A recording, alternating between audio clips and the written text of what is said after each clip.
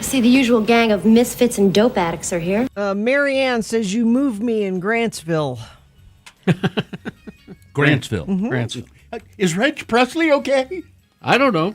Well, he's the lead singer of the Troggs. I don't know if he's okay or not. Well, what? So then, why that song?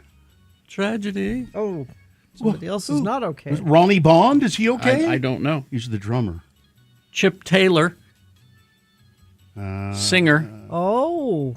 member of the Songwriters Hall of Fame, who wrote that song. Wild Thing by the Troggs. So not performing on it. Wrote Not that performing song. on it. Wrote the Wrote song. it. I see. Yeah, Chip Taylor.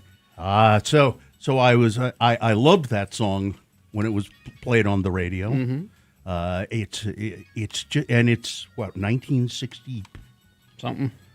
66 65 and so it was the Troggs and also known as the Troglodytes, Which They makes just sense. shortened it. But so you're listening to that song and you think somebody said I can play the recorder.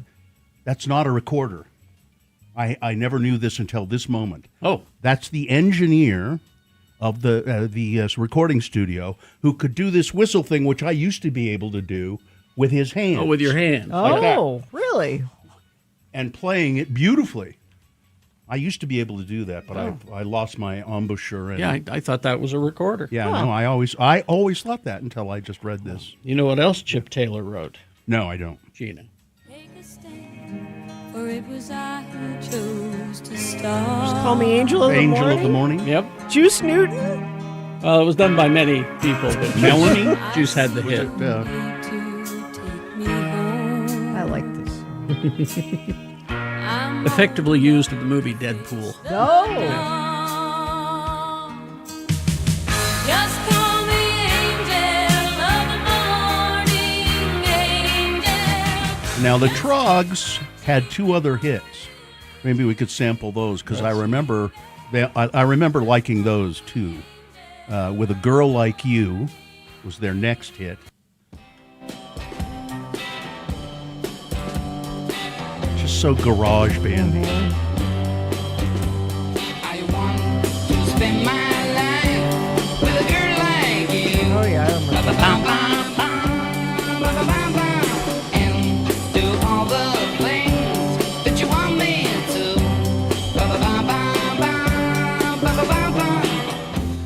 And And then Love Is All Around was their other hit. Now, each one of those sold a lot of records.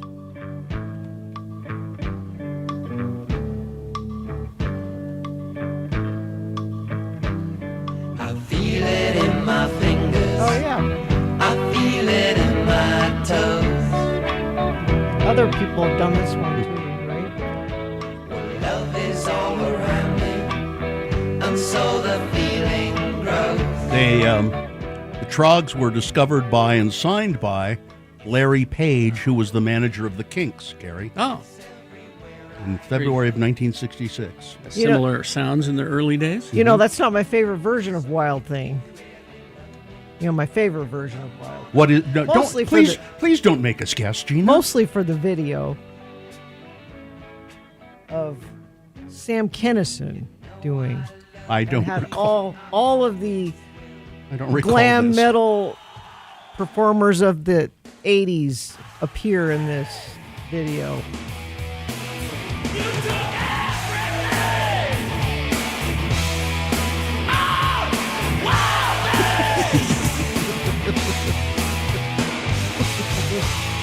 One thing I think you move now. It just came to my mind. I thought I'd say that. You make me trust you, then stuck the knife in my heart. You're a lying, unfaithful, untrustable tramp, and I think I love you. And Jessica Hahn, who was his girlfriend at the time, Yes. is in the video. It's too bad he was such a horrible person. It was he got the cocaine and the alcohol got him bad.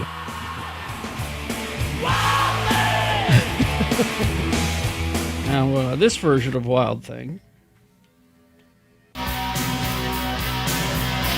one a lot of people of a certain age now. Oh, yeah.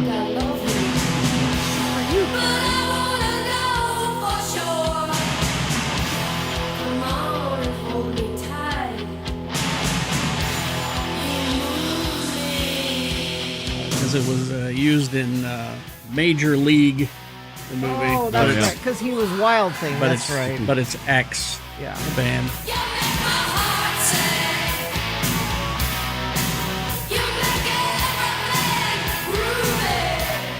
It's amazing how a band like the Troggs could be so influential and just stick with the culture.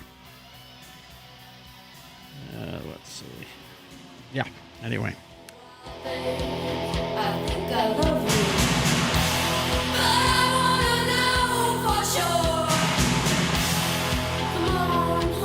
I'm kind of surprised the X would do this for a movie. Well, I think they did it, and then they used it. Oh, in the they movie. used it in I the don't movie. think that they went, hey, let's do it for a movie. But they went to X and said, "We'll give you some money if we can use it in the movie." Okay. or And they didn't. they probably did. They probably went to Elektra Went Records, to the yeah. record company, and the record and the company kept all the songwriter money. said, yeah, sure, use this song. You know, because X just performed it, that's all. Yeah. Probably didn't have much say in it at all.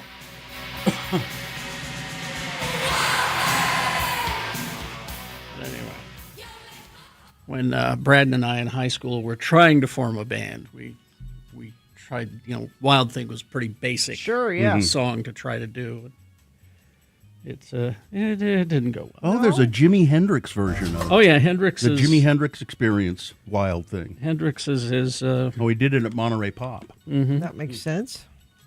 Yeah, that's the one where he set his guitar on fire. For that song, he did Yeah. that? Oh. MC5 covered it on Kick Out the Jams.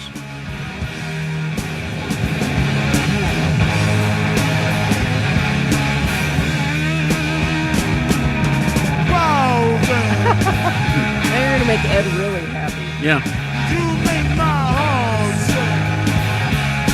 I imagine Ed was yelling in his radio. Hendrix!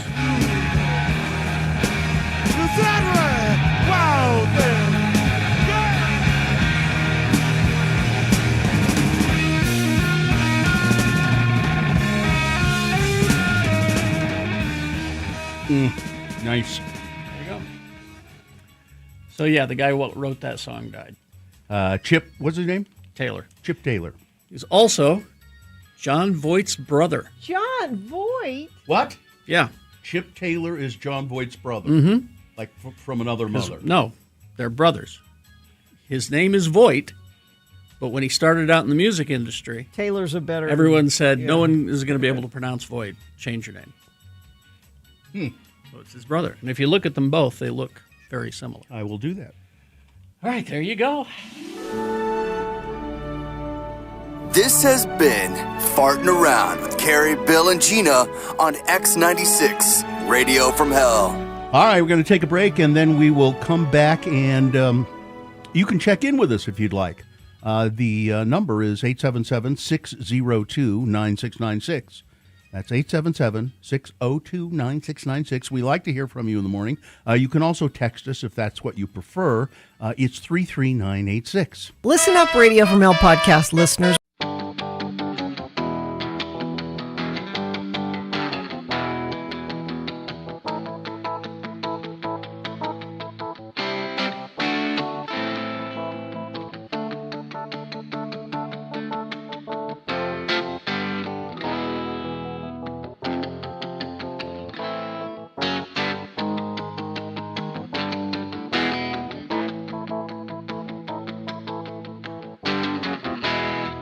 I have the best new snacks in grocery stores this year as picked by the People's Food Awards. I'm always looking for a new snack. People Magazine Food Awards. People Magazine. Yeah, People Magazine Snack Food Awards. So this is a list. A list. Yeah. It's Radio from Hell with another list, because people love a good list. X96.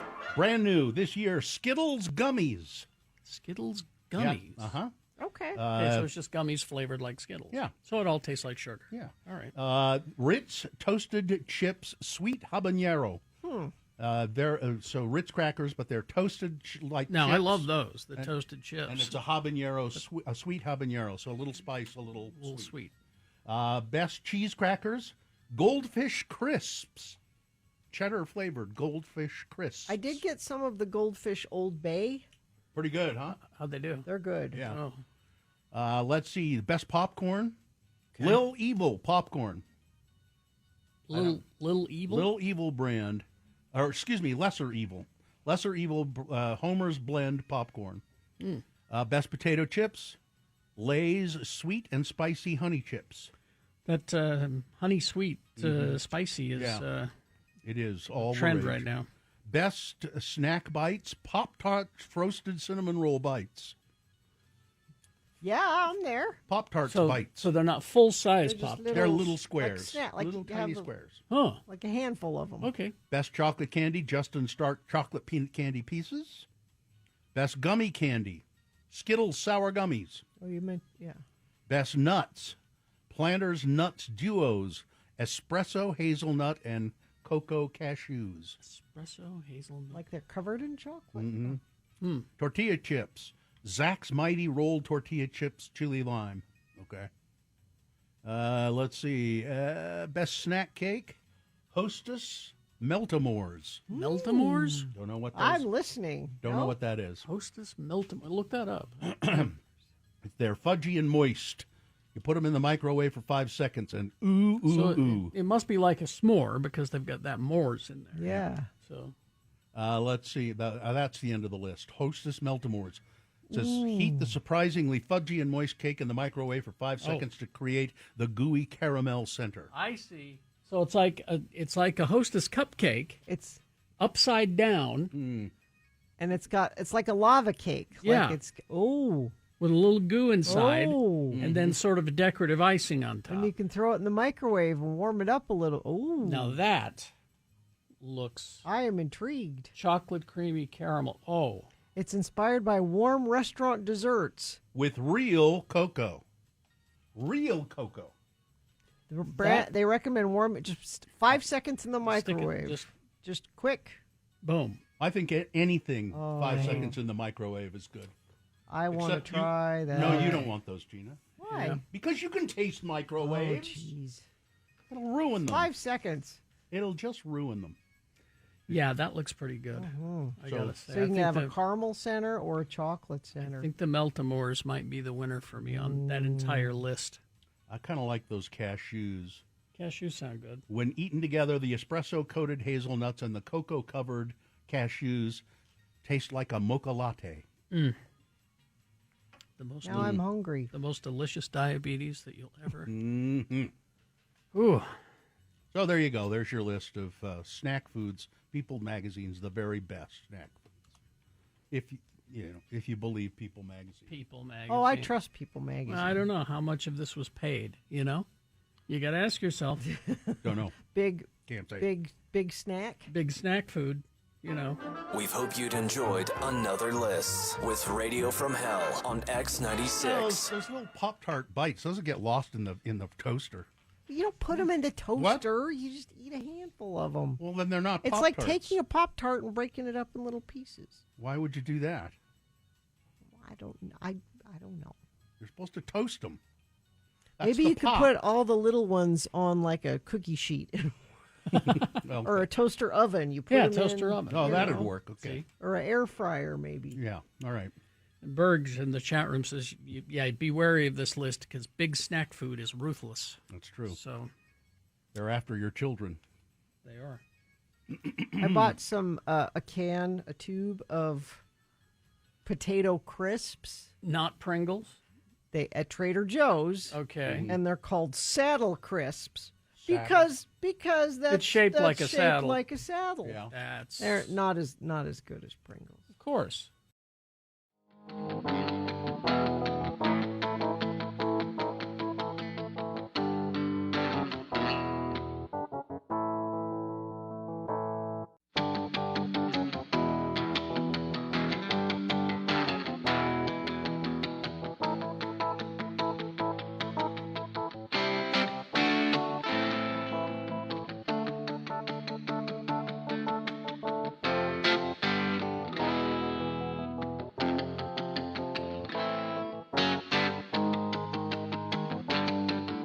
$6:21. Let's get this over with. You heard that guy. Let's get this over with. And then that other guy who said, you can you call us, 877-602-9696. Check in with the Radio from Hell show.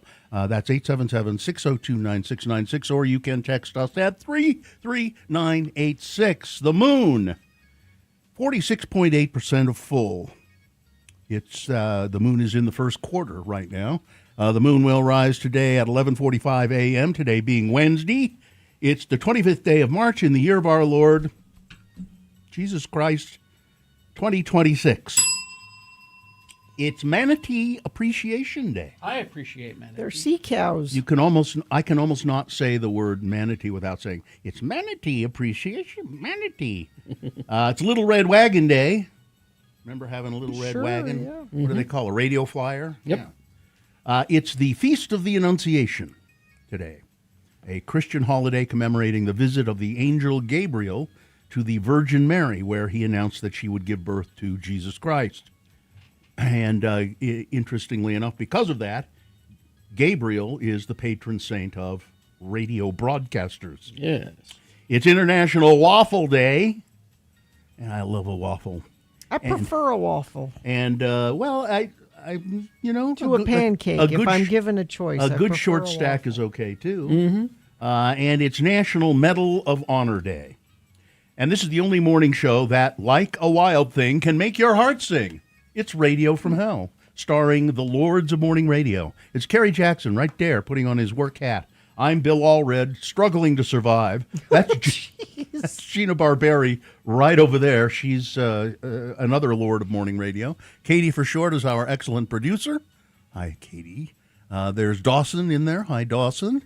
We have Vax the dog snoozing away, and I saw Hudson lurping about before he went to his position at the desk, the very last desk in the office. And we're losing Hudson. He put in his 2 or 3 weeks, which means we're looking for a new intern. If you are interested in that, you can just email. It's probably just easiest to do Radio from Hell at x96.com. All right, now we'll go to your check-ins, 877-602-9696. There's nobody on the line, so you could get through easy. Mm-hmm. Text us if you like, 33986. Woodworker Willie checking in. Is Charlie Sheen okay? See, I told you. Yeah. Well, he's fine, but is he okay? That's Well, I don't know. Depends. depends. Let's see. It's been a wild morning in Roy. Has? Says Lessa. Mixer driver Shane checking in from Orem. Let's see. Sketchy Blake of Ogden checking in. Derek the cable guy checking in from New Mexico this week. Oh, okay. Hey, Blake, Sketchy Blake, I can't tell you what pleasure having that turtle you gave me sitting on my desk, and I look at it every morning, and it gives me great pleasure. Thank you. And Bill doesn't find pleasure in many things. No, So I don't like most things. Let's see. Dave Sitek has a great cover of A Girl Like You. All right.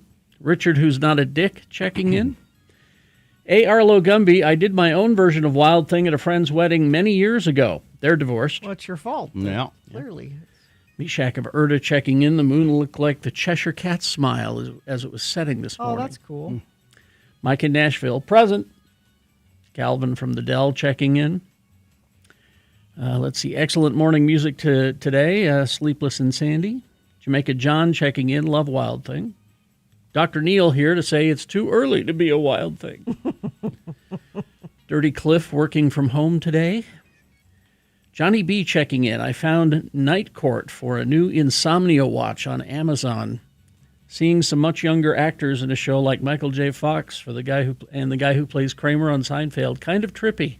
Yeah, Michael J. Fox, I remember, was in one of the early episodes of Night Court. Michela Verino, present. Midvale's Roused Hour has some traffic for you. Tristan from the most west of Jordan's checking in. Let's see. Good morning. Just reporting a workplace outbreak of tragedy yesterday. Yes. Everybody was saying great.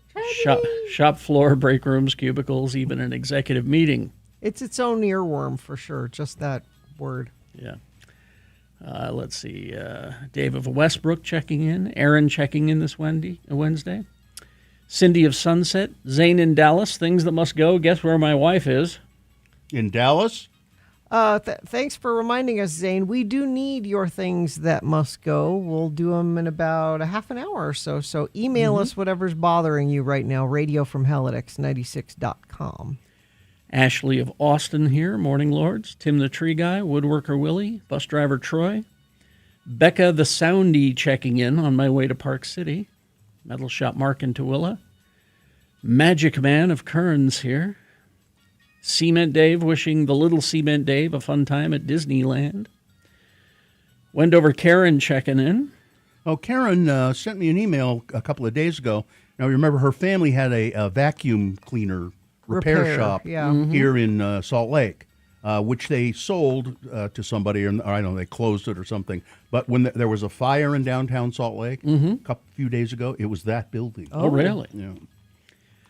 Rachel from Kaysville checking in, heading to Richfield this morning. That's a drive. Tooele Jake checking in. French toast for the win. Kira and Andy checking in. Glad to hear you're enjoying the turtle, says Sketchy Blake. I do. I love it. There you go. There you go. That'll stick in your head now.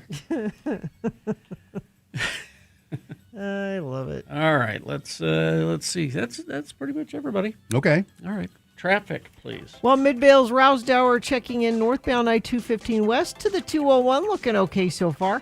Hope you all have a wonderful day. I hope you have one as well. Do like Roused Hour did. Text us whatever you're seeing on the roads, even if it's nothing. That's also good to know. 33986 is where you do that. And I'll mention one more time, we're looking for your things that must go. We'll read them at about 7 o'clock. What's bugging you? Put it in an email, radiofromhell@x96.com, and we will read it on the air, and it will magically disappear from your life. Traffic-y. Want me to come up there and kick your butt? Oh, Let's begin then. We've got some messages. We've got a song for you. And after that song, it's Big Boy News and Opinnuendo, and Frank Christ presents the Dead Celebrity Game. Also, as Gina mentioned, Things That Must Go coming up. We need your Things That Must Go. Stand by for all of that. Let me see here. We've got some Huntsman. business we got to take care of. Huntsman, mental health. Yes. Now, mental health is health. It's as important as your physical health. And the Huntsman Mental Health Foundation is transforming the way that we care for one another and care for mental health. They fund groundbreaking research. They are expanding access to treatment and supporting programs that serve people of all ages. Now, if you want to help out, you can be a donor. I'm going to do it. I've done it. That makes these resources more available to everybody. You can be a donor for just $19 a month for the Huntsman Foundation.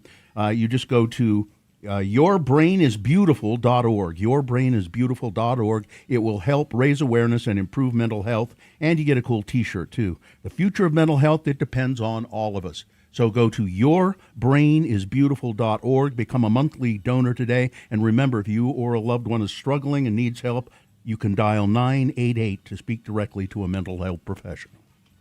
There's a character breakfast. There's a character breakfast. If you pay a little extra, you can go and Chip and Dale show. Well, Hawaii was interesting. How did you find Hawaii? Well, I got on a plane. I just walked off. There it was. Yep. I kept waiting for this negative experience at our new airport because everybody's been it's a great airport. Getting me ready for this airport is just beautiful. The walk is too long, as they say. No, it's beautiful. It was a walk. It's an airport. Have you been to an airport? I was going to say, apparently people have not been to any other airports except for the Salt Lake, the old Salt Lake Airport, because it was a standard walk that you would get in most airports. Do they have at least moving sidewalks? Or? A couple. Mm-hmm. I think they could use a few more, but other than that, it was an airport. Okay. Yeah. Of course, we're in the Delta Terminal, which I understand is a lot easier than the others, but this is my experience. And, so we go down to the Disney Resort, Aulani, which is, it's not a Disney park. There are no rides. There's no rides. I mean, there's no attractions, that kind of thing. There are some characters. Mm-hmm. Disney characters. Apparently they worship... You're not talking about the staff. No, they worship the god Stitch down there. Of Stitch course. Well, it's Stitch is their big guy. I think I angered Stitch. But, you don't want to do that. But it's not a place that I would recommend unless you have kids. Oh, sure, yeah. I mean, for me, there was several bars, and the beach was nice.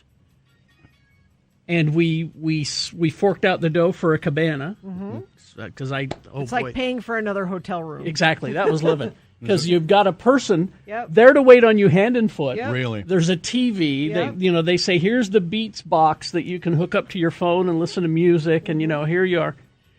So that was our cabana day. That was very nice. But one day. Well, you can't afford to do more than one day. Oh, no, you can't. Don't even ask me how much. I feel embarrassed even saying how much I paid for that.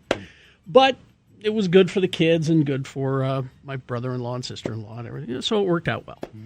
Is there anything special about the water park? Well, here's the thing about the water park.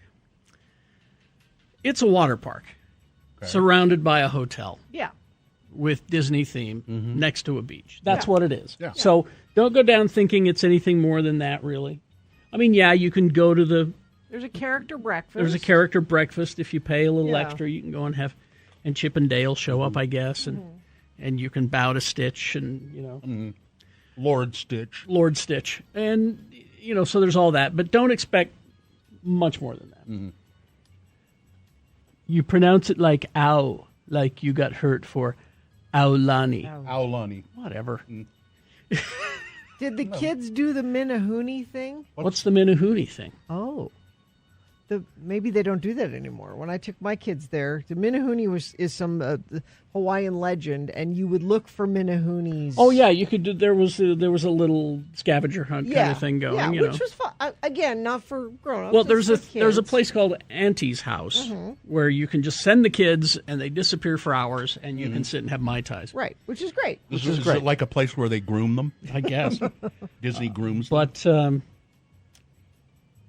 the nieces is why I was there. Sure. Uncle Carrie, please come. Of course. And so they said, Uncle Carrie, come get into the water with us in the water park. And I'm looking at all those dirty children. Yes, I know. And I'm like, oh. But you must really love them, Carrie. they're my two favorites. Yeah. So I said, okay, we'll do the lazy river. Now that seems it's low impact. It's right in the name. Yeah, No, the lazy river is where everybody goes to pee. Well, here's my question, because this is my first time in a lazy river in a water park. Now, you guys have kids. You've been to water parks before. Are there any rules here? Are there any? Because what I discovered is that there doesn't seem to be any rules. No, I don't think so. I mean, I thought that there was an unwritten set of understandings that the word lazy is in the title. You just float. You float. Yeah. That's, you get the inner tube, you float, right? Yeah, you should. Well, apparently not. Oh, no. What did they do? Walking. Oh. Oh, to move yourself? No, walk. No, Yeah. If you have an inner tube and you're walking to move yourself, I'm cool with that. Yeah. There's no inner tube. They're just walking down. Yeah, some people do that. And against the current. That's the other thing. Am I overthinking this? Did lots of people do that? Lots of people. Maybe it has something to do with being at a Disney resort. I don't know. 'Cause I'm asking you guys. The lazy river that I'm most familiar with is at the MGM Hotel in Las Vegas. Yeah. And there's mostly floating and just lazy people floating. Are walking, yeah. I But, remember walkers. But you can see people who have their chairs right by the lazy river, and then they get up off their chair and jump into the lazy river. That's because they have to pee. No inner tube. No inner tube. And the water comes up to your chest. Mm-hmm. Yeah. So you kind of float, and then just kind of push yourself along on the bottom. But the amount of lawlessness, though, I could just rule breaking. I thought Disney kept control better. No, they didn't even care. So I just kind of transported myself into thinking that I'm heading down the river to terminate Colonel Kurt's command with extreme prejudice. This is what you're thinking? This is what I'm thinking, because it was that lawless, Gina. It was that lawless. Were there any big cats on the banks? Are you an assassin? Are my methods unsound? That's the only place that I could go in my brain in order to justify the whole lack of rules and civility. Did it make you unable to float? I mean, were you unable? I was able to float. You were able to float. I was able to float just fine, but Carrie, here's what I determined. Okay. As I was laying there thinking about the situation I was in. The lazy river is like the world. It's only as good as the people in it. Yes. Heavy. Yeah. It could be wonderful, but people are ruining it. People are ruining it. Yeah. Why are you walking in the lazy river? There are inner tubes. They're not even charging for the inner tubes. You're supposed to be lazy. Look, go get on the inner tube. Float with me. Float down the river, man. Anyway. Carrie, I think you deserve another vacation. Already? I think you deserve an actual vacation. An actual vacation. Like one where you do a Carrie Jackson vacation where you just sit in a chair under an umbrella the entire time. You know anybody who will do that with you? I know quite a few people. And that is really driven home with my next story. Okay, coming up. Because definitions. We've got. I need to know if is it me? It's probably me. Social contracts. All right. Anyway.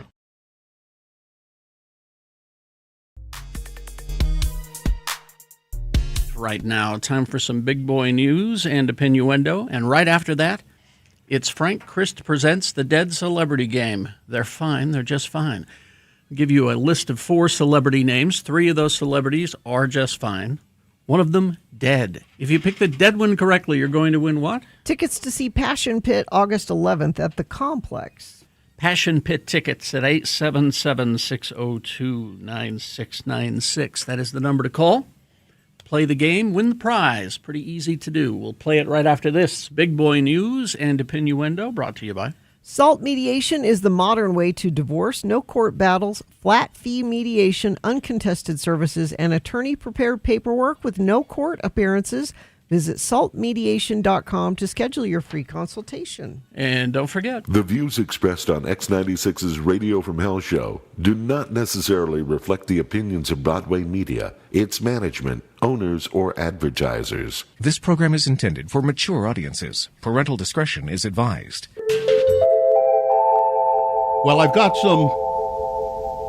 some good news and some bad news. The bad news, tragedy. Leonid Radvinsky has passed. Who? Leonid Radvinsky, the billionaire owner of OnlyFans, the adult content platform, has died from cancer. He was only 43 years old. Mr. Radvinsky transformed the pornography industry with OnlyFans, subscription-based model, after acquiring the company that owns and operates the platform in 2018. We are deeply saddened to announce the death of Leo Radvinsky. Leo passed away peacefully after a long battle with cancer, a company spokesman said in a statement on Monday, emphasizing that Mr. Radvinsky's family has requested privacy. Little is known about Radvinsky's personal life, and he seldom spoke publicly. Of course, OnlyFans, if you don't know, allows creators to charge directly for their content, and while it attracts some celebrities, athletes, and other public figures as a way to interact with fans and monetize off all of those interactions, and I think that's kind of how it started out. It's now largely known for its use by people making or seeking pornographic content. The site's increase in popularity in the porn industry coincided with the pandemic, with many sex workers joining OnlyFans as an alternative to in-person venues and interactions. The platform has been tremendously lucrative for some people, allowing them to earn thousands of dollars every month. The company has reported making billions of dollars annually in gross revenues and has hundreds of millions of users. Pretty astonishing that he just stumbled into this. By the way, he was born in Ukraine. Grew up in Chicago and studied economics at Northwestern University, where he was his class valedictorian. Here's the great news. The war's over. I don't think it is. Donald Trump says we won. No. He declared yesterday, that the United States has won the war against Iran, despite ongoing fighting and the Strait of Hormuz largely remaining closed. Although I heard this morning that Iran is saying we will start allowing more traffic through the Strait of Hormuz, but you got to clear it with us. On the first day of joint strikes with Israel, Iran's supreme leader Ali Khamenei was killed. His son has since assumed the leadership role, and Trump's comments came as his administration is reportedly negotiating to end the war. However, several questions remain, including who the United States is negotiating with, if anyone. Top people. And where those talks are taking place, if they are taking place at all, and anywhere. Trump, however, expressed confidence that the U.S. is dealing with the right people, the best people, the good people. You know, top people. Top people. They gave me a wonderful gift. It's a gift from Iran. I have a wonderful gift. We haven't heard. It was very valuable. Oh. I'm not going to tell you what it is. They gave us a present, and the present arrived today, he said. It was a very big present, worth a tremendous amount of money. It was oil and gas related. And a very nice thing they did, but what it showed card? me... They got him a gas card. Maybe. Yeah. That's gas very buddy. valuable. It's a gas buddy card. Yeah. It showed we're dealing with the right people, the best people, only the best people. So the war's over. Congratulations. Then 5 minutes later, he'll say, well, you know, this war is going to continue a little bit longer. Well, and they're sending more troops there. So what's that for if it's over? More market manipulation. There are 50,000, no, not 50,000, 20,000. They're these troops that are capable of parachuting behind enemy lines. Mm-hmm. They're going there. Why are we sending them if it's over? It's just to make sure, you know.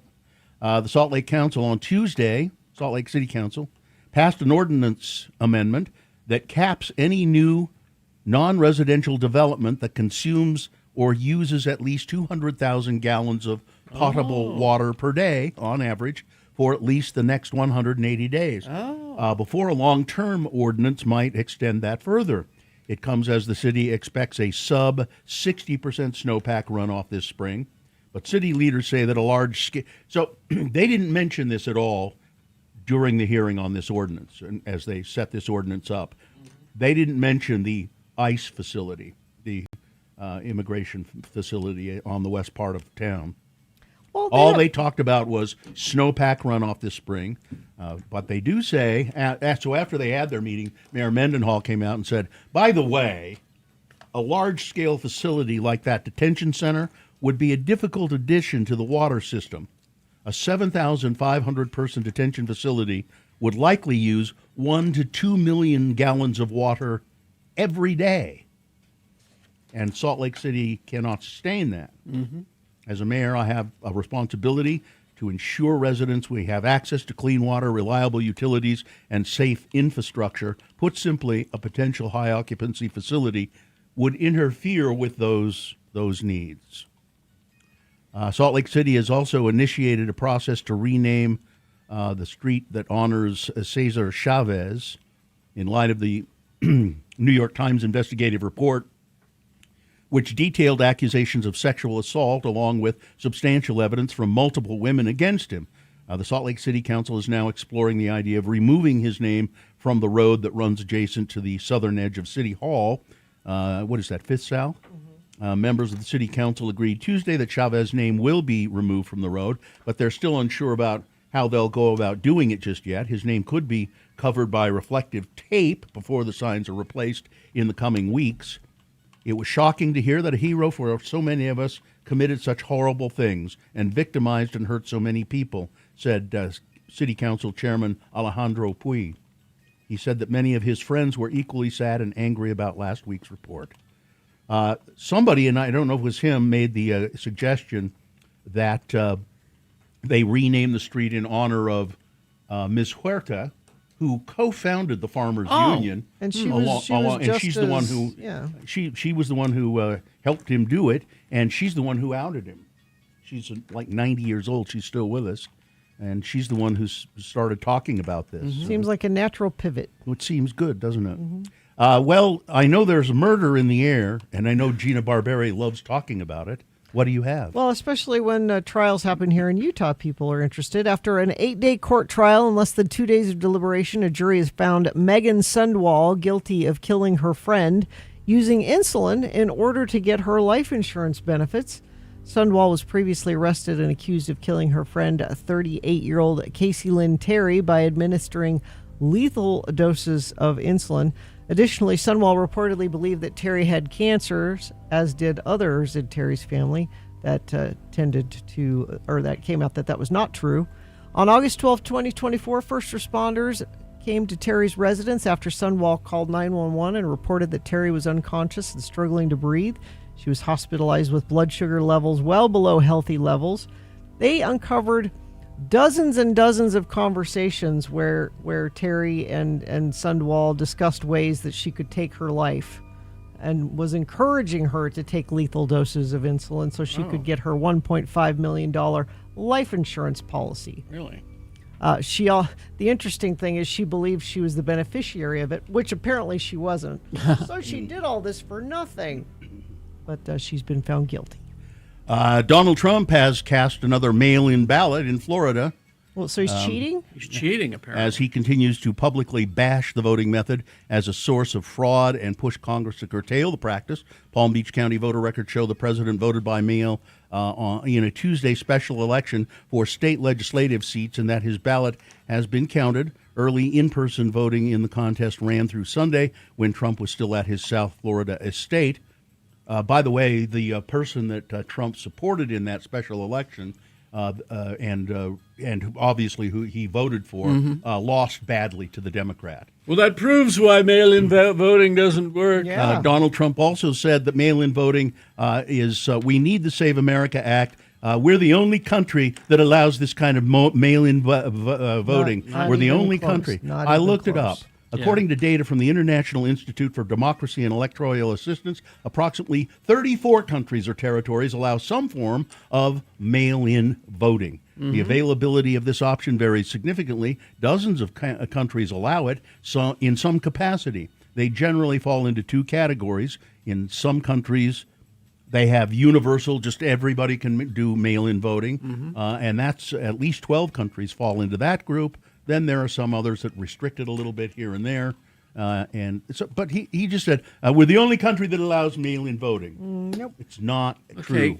And also, the last election was mail-in voting. We had it. And the Republicans control all three branches of government. So was that was cheating? that cheating? Yeah. Must have been. None of this makes sense. Minnesota officials sued the Trump administration yesterday for access to evidence that they say they need to independently investigate 3 shootings by federal officers, including the killing of Renee Good and Alex Preddy. The lawsuit claims that the federal government reneged on its promise to cooperate with state investigations after the surge of federal law enforcement in Minneapolis, and they're seeking a court order demanding that the Trump administration comply.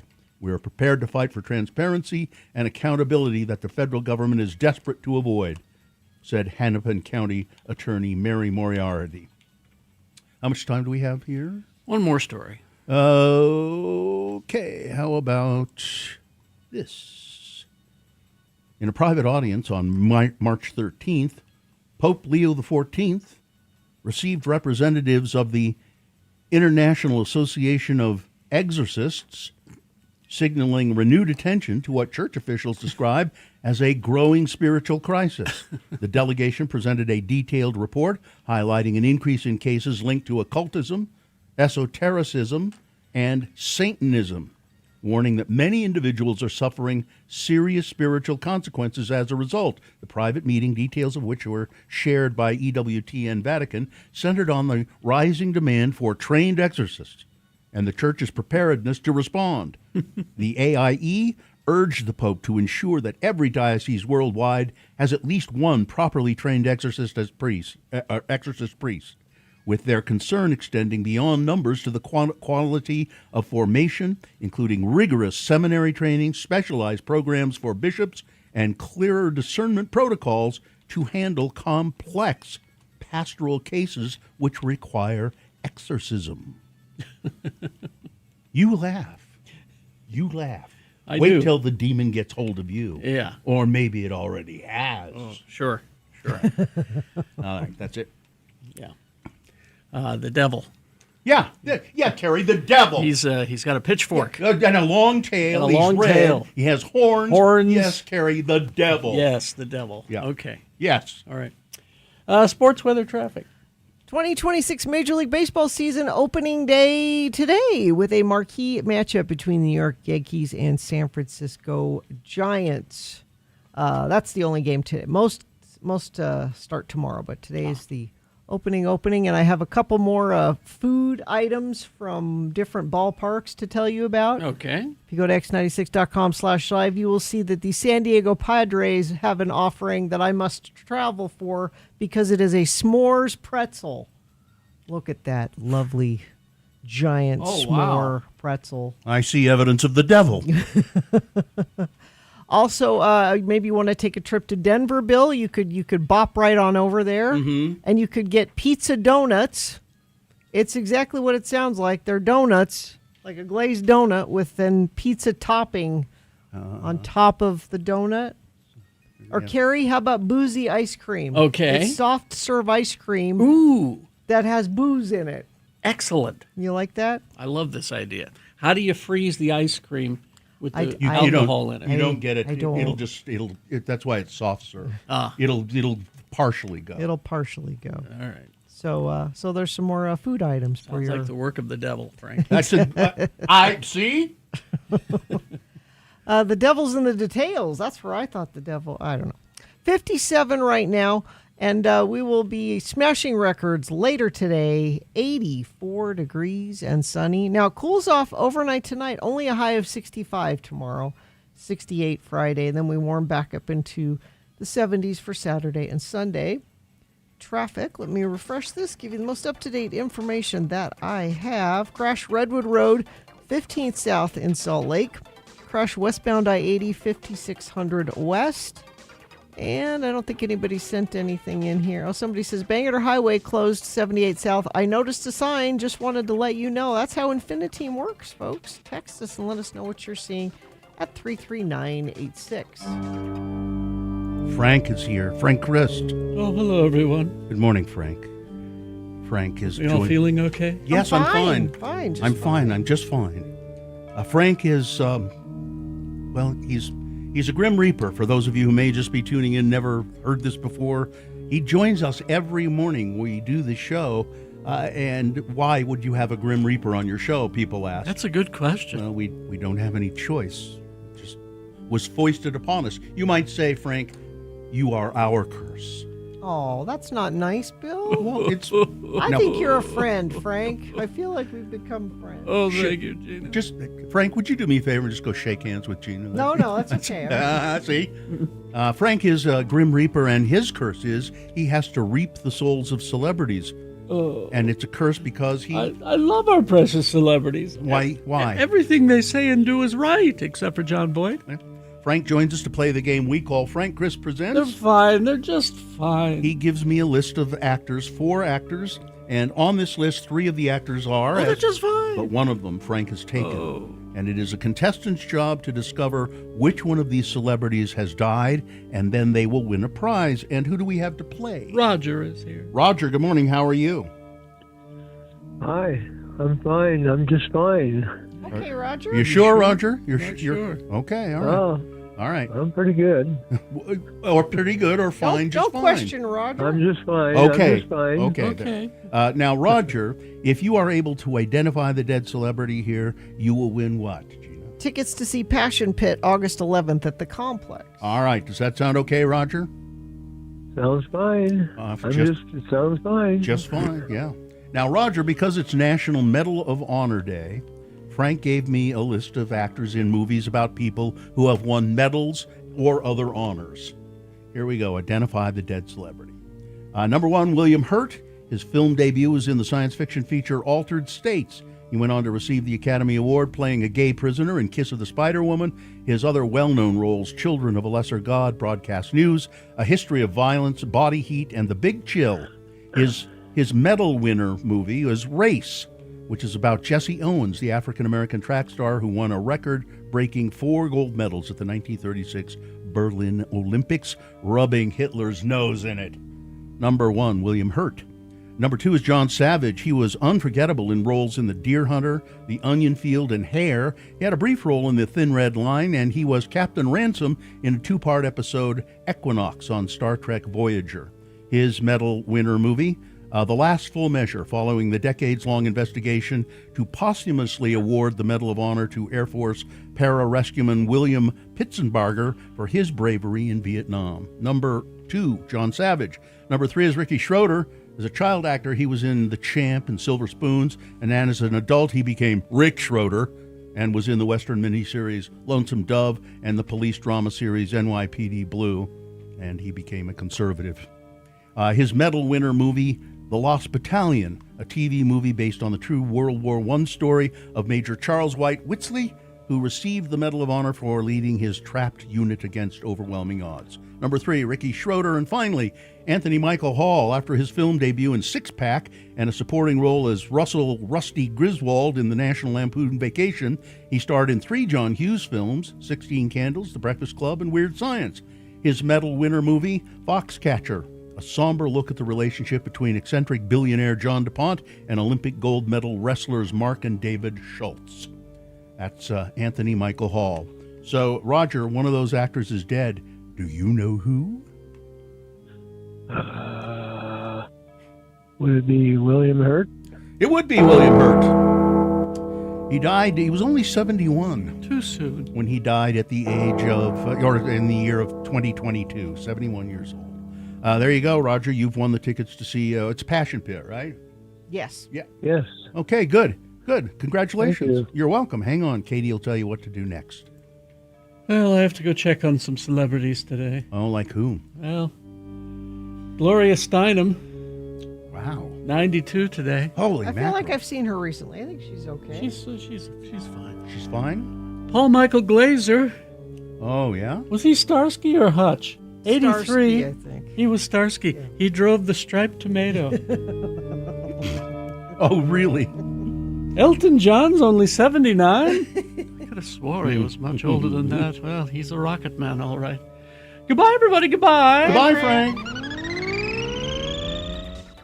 Good morning, Radio from Hell. Happy Wednesday. Right Wing Wade checking in from I-15, both lanes. Directions moving nicely. Accident westbound I-80 at 5600 West. Vehicle fire westbound I-70 east of the old highway in Cisco.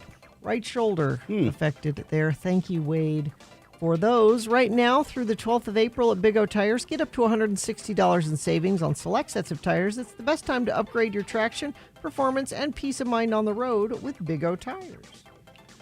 All right, KXRK Provo, we will take a break. We'll be back after these messages with your list of things that must go. Stand by for that. UtahAdvocates.com. The advocates are personal injury attorneys, and they're the people you call when you have been in an accident, you've been hurt, and their property's been damaged, and you need recompense. And do it soon after the accident. They say the sooner you get them involved, the better, because the insurance company is going to start calling you saying, hey, why don't we just clean this up and settle it right now? Let's just catch you. Don't do that. Yeah, 801-355-5550. That's 801-355-5550. You can call that number 24 hours a day, 7 days a week, and they don't charge you any money for that consultation call. And as a matter of fact, you'll never pay them a dime out of pocket. They will settle up with you when they get you a settlement. And believe you me, they're going to get you a settlement. 801-355-5550. And it's so car accidents, but also slip and fall, dog bites, things like that. You can go to UtahAdvocates.com and chat live with the advocates. And I assume everything went well, Gina? Yeah, I had this. My doctor told. Well, we back up. I've been having high blood pressure. Boop, boop. Which is weird for me. I don't usually have that. You usually don't have any blood pressure at all. It's true. I'm usually very slow pulse and low blood pressure. So we're in the investigation portion of trying to find out what's causing that. And yesterday she sent me a message saying, I need you to come in for an 8 a.m. blood test. And yes, it has to be at 8 a.m. And I'm like, she's like, I know you work, but it has to be at 8 a.m. It was for the doctor's convenience, I'm sure. So I'm confused. So I go to her office this morning. And I asked the nurse, why this 8 a.m. blood test? And she said it's an 8 a.m. cortisol test. And yes, it has to be done first thing in the morning because that's the time of day when the numbers are most likely to be high. But that's a time of day for normal people. Exactly. We're up at 3. Exactly. But the lab is not. So the lab opens at 8. So the results of your test that are very important to your health. Yeah. Dubious at best. Are so strictly at the whims of when the lab opens. And I've had so much blood taken the last 2 weeks. And the nice lady that takes the blood, it's always from the same spot. Why? And why don't you don't have to do that? Well, that's just the way her room's set up. It's the chair. No, God, Gina. Oh, that's just the way her room is set up. Well, that's where the table is. Nonsense. But she uses this this tape afterwards to put a cotton ball there. And so I have ripped this tape off the same part of my arm 3 times in the last week. Gina, no. I think I'm say going to hit her. You say I need it to be in another spot. You don't have to do that. Can you not use the icky tape? Good God. Most phlebotomists play, they have those chairs that the thing flips and they can do it from either side. Yeah. And so if she's just got a table set up, you can turn your chair around. It's the way it was. And it shouldn't be the way that the chair is sit. You should extend both arms and say, which one do you like? Yeah. And then they can look and say, oh, that looks like a good one right there. But it's the tape. I hate the tape. The tape is... It's your own fault. So that's sorry, and I appreciate Jimmy hopping in and well, he was good. I think I was surprised. We had to ask him to do it every week. Maybe it was part of his whole planning and scheme to psych out the other person because he made it sound like, oh, I don't know pop culture, and then he was right on it. He just nailed it. Oh. All of them. Yeah. He even got an actual trivia question. Really? Yes. It's like out of these 4 women, only one of them was not dated by Justin Timberlake. Oh, and there wasn't a joke answer. There were four. It could have been any of them. And he didn't hesitate. And he answered it correctly. Did you hear it? No, let me hear what it... Let me see how you do. Okay. All right. Which of the following women has Justin Timberlake not dated? Okay. Now, wait, which part of your brain would you like to answer this with? The right or the left? Britney Spears, Jessica Biel, Cameron Diaz, or Christina Aguilera? Cameron Diaz. No. He dated Cameron Diaz? He did. Oh, he didn't date Christina Aguilera. Very good. Okay. But Jimmy... Bam, hit it. Right away. Huh. He went, that'd be Christina Aguilera. Blown away. You know why? Because Jimmy's dated all of them. I That's guess right. so. He's talked to them all.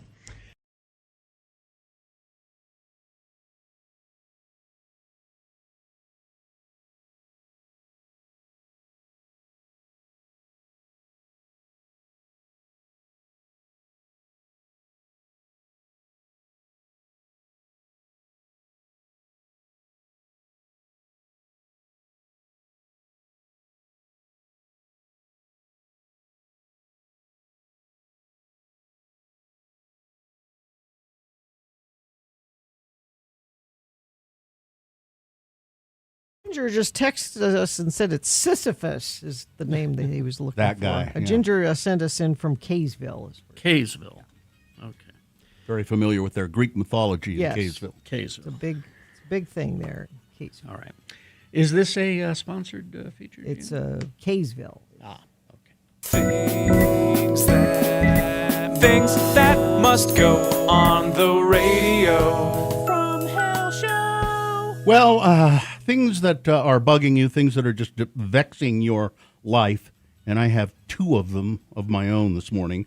If there are things like that in your life that are just bugging you to death, that's where this feature comes in. We can help you maybe. You have a thing that must go, send it to us. If we read it on the air, maybe it'll make you feel better.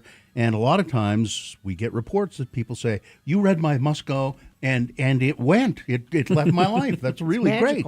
Yeah, so send it to, send your must go, put must go in the subject line, send it to Radio From Hell at x96.com. I'll go first because I'm trying to deal with this wretched news gathering program on my computer. It is wretched, and this morning, everything I try to do, it tells me I can't do. I'm sorry, this file is corrupted. It's read-only. You can't edit it. I'm sorry. It's why? I don't know. It just is. Every single one of them today is doing that, and I want to just put my fist through the computer. And my other thing that must go, personal, is I go to the ice machine this morning to get some ice for my water glass. And I open it up, and I look into the ice, and I go, is that a turd? No, it's not. Someone has taken it's sealed in plastic, factory sealed, but it's a reheatable burrito. A burrito that they've put in the ice machine. I mean, there's two must-goes here. Them doing that, but also we should have a office refrigerator, freezer, so there is a place. We have one in the hallway there. We have one back in the break room. Is there? Yes. Is And then there's also one in promotion. Oh, okay. Whoever put the burrito in the ice machine, you're a dick. Yeah. Let's see. Now this one says bikers who keep firing their bikes, making that pop pop pop sound while lane splitting. Again, nobody is impressed. And pickup trucks complaining about fuel prices, but continue to drive pickup trucks. Nobody's forcing you to drive the truck as your regular vehicle. Buy a gas saver and stop complaining. This one says, oh, hi, it's me, Hudson, the intern. Oh. Well, we should have had him come in here and do this, I guess. But it says, my thing that must go are customers who leave their bags in the Walmart checkout lane. Because when they leave it behind, the customer behind them has to now deal with either turning in that bag or getting it confused with theirs and accidentally taking it with them. That must have happened to you specifically, Yes, Hudson. I don't see this as being a universal problem. It then becomes a whole debacle with the customer who did leave it and the customer who took it, because now no one knows where the dang bag is. Be responsible for your own stuff. I have another suggestion for you. Don't shop at Walmart, but that's just me. Let's see, and then finally this one. I have a new manager at work who's probably the sweetest boss I have ever had. There's just one problem, and I'm hoping you can make it go away. She is staunchly in the anti-vax conspiracy world and shames us all for using medicines that actually work. Now listen, if you want to throw lemon juice and turmeric at your cancer, that's your business. Lemon juice. But don't shame me for giving my kid some Robitussin so she can actually breathe. The thing that makes us all this worse is that we work for a biomedical company. Thanks for letting me listen. You are the first liberal voices to break through all of the noise in my conservative upbringing 25 years ago, and now you're the morning show that entertains me and my kid on our way to school each morning. Thank you. Carrie? I got one from my dear wife, Sue. Things that must go, companies that over-remind you of your appointment. Yeah. Oh, yeah. Email, text. I have an eye doctor appointment on Friday. I made the appointment last Friday. I've gotten a text every day reminding me of it. Yeah. And the one today came at 6:15 this morning. Way too early. All right. Let's see. This one from Lance from Vineyard. I'm right there with you, Carrie. Damn long division. It must go. It must go. Anyway, it's a whole screed. I'm not going to read the whole thing. Let's see. This one from Haley. Thing that must go, packaging. Everything these days is packaged in non-recyclable, non-reusable, multi-layer plastic crap. It seems as though corporations, both large and small, are trying to cover our entire planet with the stuff. Mushrooms, pet food, candies, snack foods, even some clothes. All of these non-recyclable recyclable wrappers long outlive us. Thanks for letting me listen. Let's see, this one from Katie. Things that must go are when I put my music on shuffle when driving, and it plays the bands in groups. 3 or 4 songs by one band, followed by 3 or 4 songs by another. I want it on shuffle. That's why I put it on shuffle. 2, when people practically stop when making a right-hand turn. I'm not expecting them to turn at a high rate of speed, but turning like they've got a crock pot of chili in their laps is annoying. Thanks for letting me listen. Let's see, this one from, doesn't say who, so I won't say. Every protest I go to against Trump and his goons, on the last 2 events regarding the Salt Lake Detention Center, there's been this guy dressed in all black, covered from head to toe, mask, sunglasses, hood, everything covered. He just paces around in front of the many protesters. He mentioned to a lady near me that he wants to make sure people are safe from cars. I'm glad his presence is there, hopefully to support the cause, but get rid of this secretive garb already. And finally this, I can't takes anymore. I foster dogs, and I have some of them my own as well. 3 times now I have taken them all for hikes to have found human poop to roll in. I know you're asking, how do you know it's human? Believe me, it's totally different. Yeah. You'll be 100% positive it's human. Yeah. If you can't find a bathroom, at the very least have some decency and pick up what you've left in a doggy bag or plastic bag. Yes. Just stop it. Gina. People coming up to me while I'm holding my screaming, temper tantrum throwing, overstimulated 3-year-old, trying to talk to me or offer unwanted assistance or advice. Why on earth do you think you can help? My child doesn't know you. Or do you think I'm enjoying this situation? But this is what's happening. I'm trying my best. You think you can help, but just move on. Go about your day. You'll forget about this in a couple minutes. Just give me a thumbs up from a distance. Good morning, Radio from Hell. My things that must go are trees with those white flower blooms that smell like rotten mushrooms when you walk next to them. Yeah. And people who haven't filed their taxes yet, the due deadline is getting close. Thanks for letting me listen, Tony. And finally, this from use my name, don't use my name. It doesn't matter. What does matter is my list that must go. Okay. The merge at Parley's Way I-80 East has a dotted line that goes to the very end of the lane and confuses way too many drivers. They end up driving on the shoulder instead of moving over. Please make it stop. Also, rancid nuts need to go. Need I say more? Thanks, Lords, for making these things disappear. Maria. Thank you. Things that must go on the radio. From Hell Show. Crash eastbound Canyon Parkway 8th North. This is in Orem at SR 52 milepost 1. Crash southbound Redwood Road 15th South in Salt Lake. And let me check our message stream, see if anybody sent anything in there. I don't see anything recent, but please let us know what you're seeing on the roads, and I will pass it along at 33986. Right now through April 12th, Big O Tires get up to $160 in savings on select sets of tires. It's the best time to upgrade your traction, performance, and peace of mind on the road with Big O Tires. All right, Boner coming up. Oh, yes, the boners. Here we are. Boner candidate number 1. I think he was on his way to make a dramatic proposal. Boner candidate number 2. I did it to teach him a lesson. And boner candidate number 3. He's a wolf, a demon, a snake, and I want him to die. Wow.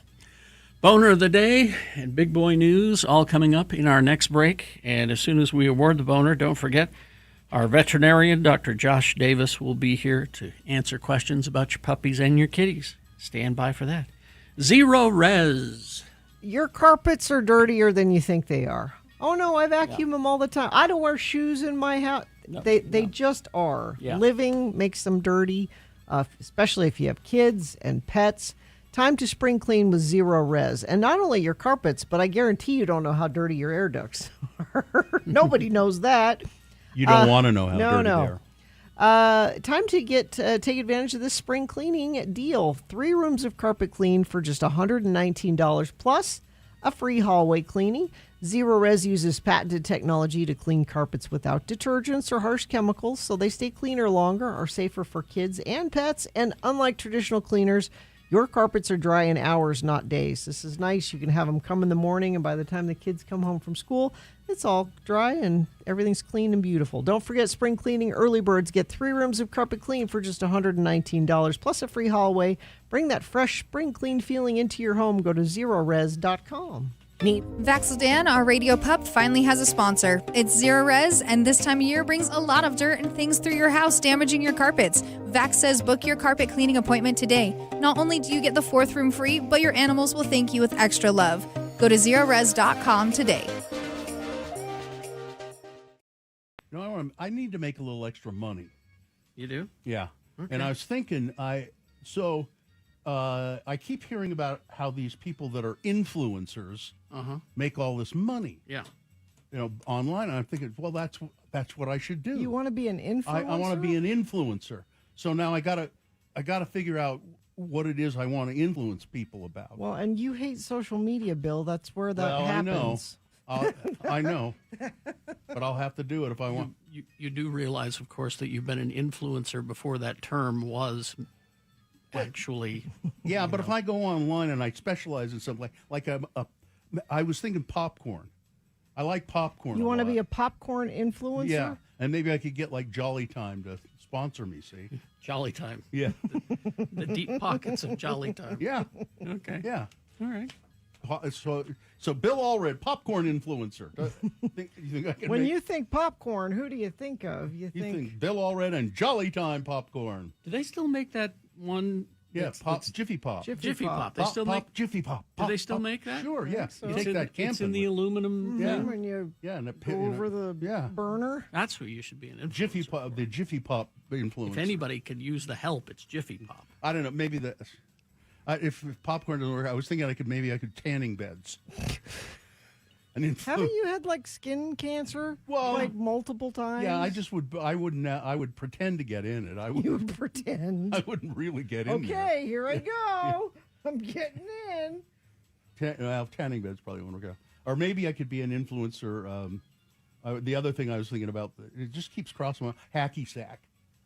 You don't even know how to do a hacky sack. Sure, I've watched people do it.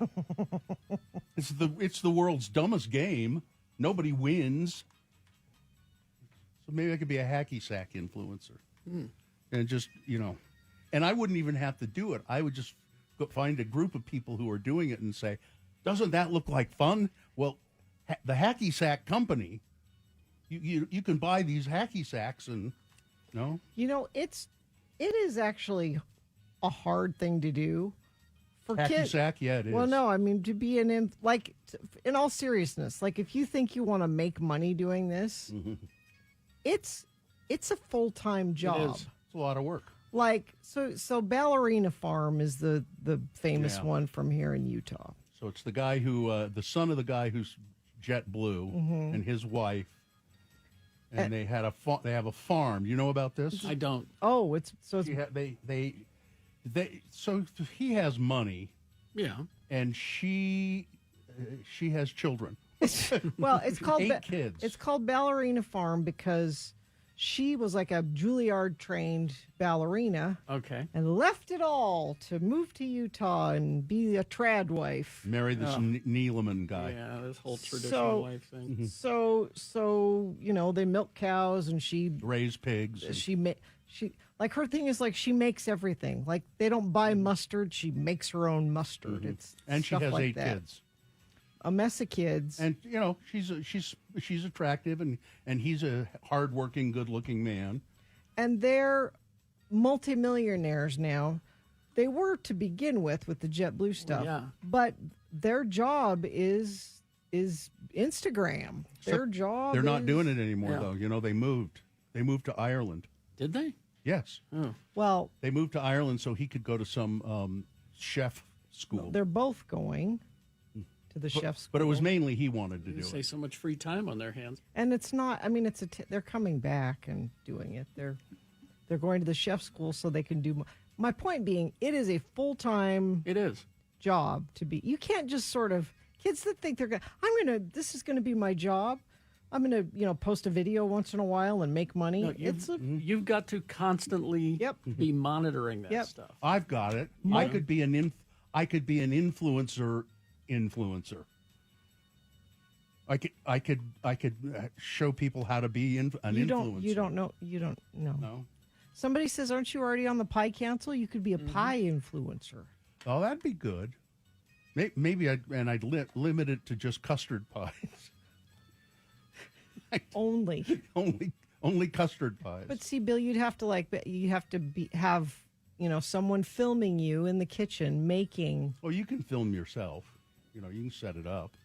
Making custard pies. Mm-hmm. No, you don't. You don't have to make them. You can have somebody make them for you. You just stand there and say, "Hey, you should have this pie. pie." Hey, look at this. Doesn't this look? This is a custard pie. Well, Bill, you're not going to have enough material if that's all you're doing. Yeah, that's true. You didn't think this thing through, did you? I've been I've just been sort of workshopping it for about the past about 5 minutes. Why don't you go back to your original plan? Popcorn? No, of getting a job at Maverick. Yeah. For extra money. And then and then I could put that be a Maverick online. influencer. Yeah. That's not bad. There you go. Yeah. Easy. I always wanted to work at Maverick. Glad I could help.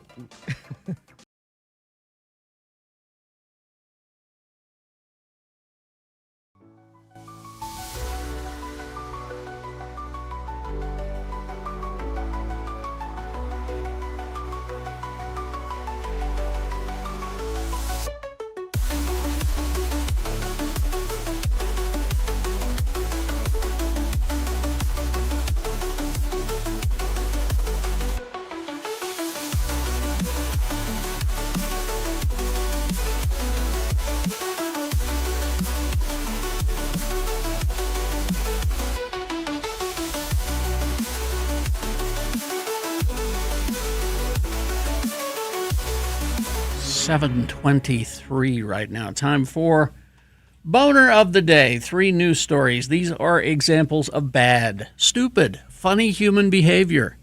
You will decide with your vote of these 3 candidates which one is the worst, which one deserves to be Boner of the Day for today, March 25, 2026.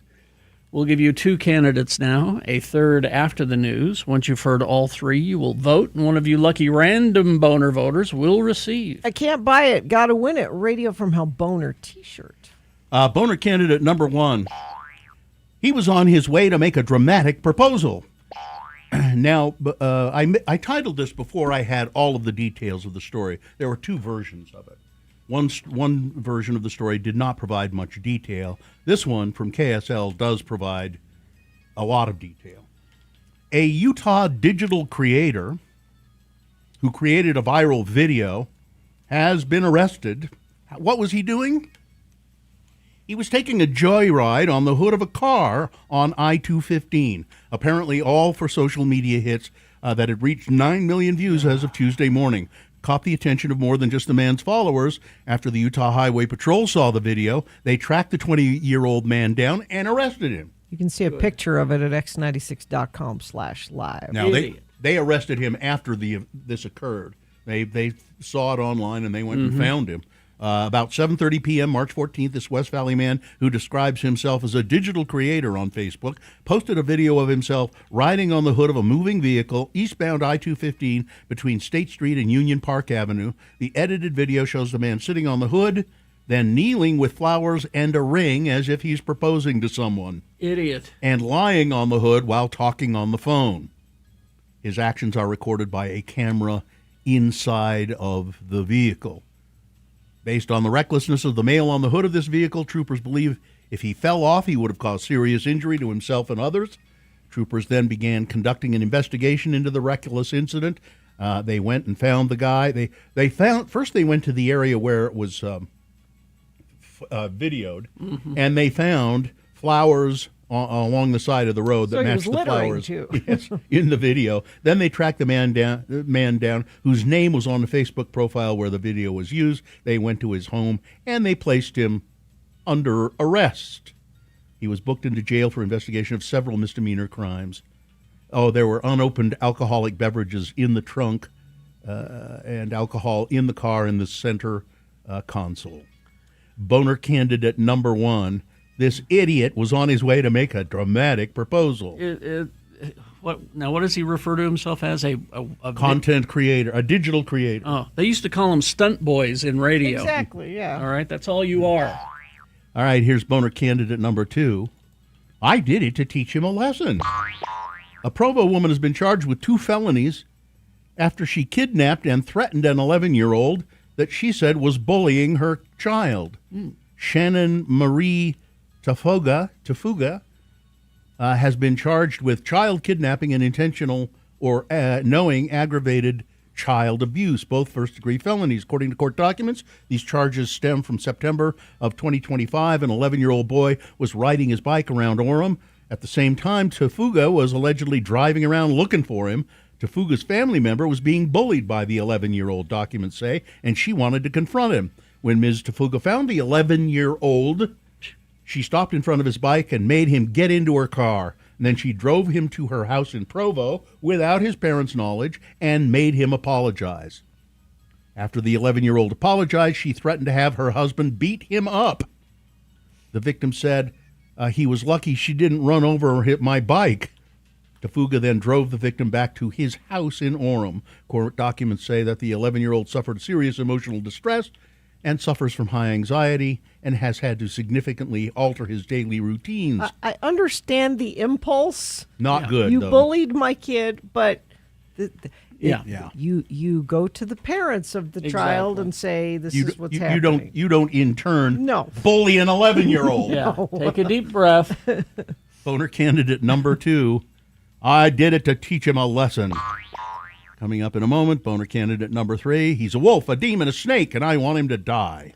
Boner candidate number 3 coming up after this. Big Boy News and Opinioendo, brought to you by Feldman's Deli, Utah's authentic Jewish deli with expanded hours, now open Tuesday through Saturday, 8 a.m. to 8 p.m., breakfast till 10:30, lunch, dinner, live music Fridays and Saturdays. More information at feldmansdeli.com. And don't forget, the views expressed on X96's Radio from Hell show do not necessarily reflect the opinions of Broadway Media, its management, owners, or advertisers. This program is intended for mature audiences. Parental discretion is advised.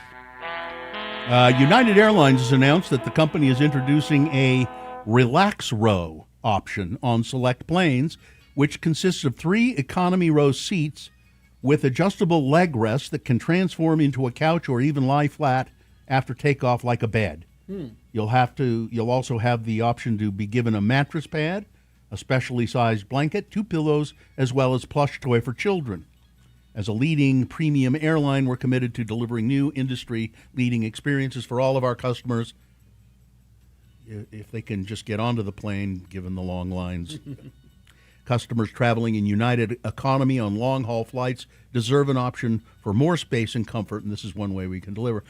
You know, I've said it before. I think it was I traveled on Qatar Airlines when I went to Nepal. That's a state-run airline, and and I just was in economy, but there was plenty of room. Oh yeah, and really good food, and Now I can't imagine it's possible. I can't imagine how wonderful first class must have been. But I was like on that plane for 16 hours or something. Oh, it's the same with ANA Airlines over in Asia. Yeah. So anyway, that's United. They're going to start offering that. I guess that's great. A special counsel investigation that began 2022 of Kash Patel, who is now the FBI director but was then a private citizen, included demands for more than 2 years of phone records, text messages, and financial information, according to 2 grand jury subpoenas and non-disclosure orders viewed by Reuters. Special counsel Jack Smith's team issued subpoenas to Verizon for Patel's communications at the time when they were investigating whether Donald Trump had interfered with the 2020 election and had hidden classified documents at Mar-a-Lago. Yep. Reuters could not determine the nature of Jack Smith's investigation of Patel and what allegations of wrongdoing, if any, were being probed at the time, but he was definitely looking into Patel. Well, a perfect candidate for director of the FBI. Sure. The new records regarding Patel were authorized for release by Republican Senators Charles Grassley, Ron Johnson, and Ted Cruz ahead of a subcommittee hearing Tuesday on the Smith investigation, which was codenamed Arctic Frost. Smith was appointed special counsel in 2022. Reuters previously reported that Smith's team had subpoenaed the phone records of Patel and White House Chief of Staff Susie Wiles while they were private citizens, but involved in Trump's campaign to reclaim the presidency in 2024. Who gets to name these? We're going to call this Arctic Fox. I don't know. That's somebody's job, is to come up with the name. New Mexico jury found Tuesday that social media conglomerate Meta, Facebook and Instagram and all of that, is harmful to children's mental health. No kidding. And in violation of state consumer protection laws. The landmark decision comes after a nearly 7-week trial. Juries sided with state prosecutors who argued that Meta, which owns Instagram, Facebook, and WhatsApp, prioritized profits over safety. The jury determined that Meta violated parts of the state's Unfair Practices Act on accusations that the company hid what it knew about dangers of child sexual exploitation on its platforms and impacts on child mental health. The jury agreed with allegations that Meta made false or misleading statements and also agreed that Meta engaged in unconscionable trade practices that unfairly took advantage of the vulnerabilities and inexperience of children. Yep. Who? Us? Exactly. What? Yeah, they don't care about you. They care about your money. The jurors found there were thousands of violations, including separately, each counting separately toward a penalty of $375 million, which is kind of couch money for that company. Yeah. Let's see. Democrats sent a jolt through reliably red Florida, flipping 2 legislative seats, including the district containing Donald Trump's Mar-a-Lago home. Democrat one he voted for by mail, that one? Yeah. Democrat Emily Gregory defeated the Trump-endorsed Republican state House candidate in a hotly contested race that had seen Democrats pour money and support into an effort to take hold of the Palm Beach County District. But Democrats also narrowly squeaked out a win in a Tampa State Senate seat that had been held by Lieutenant Governor Jay Collins until last August. The wins won't change the overall control of the Florida legislature's Republican supermajority, but the victories were quickly heralded by state and national Democrats after years of Republican domination in Florida and even jokes from Governor Ron DeSantis that the state party, the Democratic State Party, was practically dead. Tuesday's results add more tallies to a trend of Democrats flipping Republican-held seats in state races across the country over the past 14 months. Gina, you were mentioning this earlier. around 2,000 troops, soldiers from the Army's 82nd Airborne Division began moving to the Middle East to give Donald Trump additional military options, even as Donald Trump says, "What? The war's over. It's over. We're done." The combat forces would come from the division's immediate response force, a brigade of about 3,000 soldiers capable of deploying anywhere in the world within 18 hours. These are soldiers with the ability to parachute into behind enemy lines. Mm-hmm.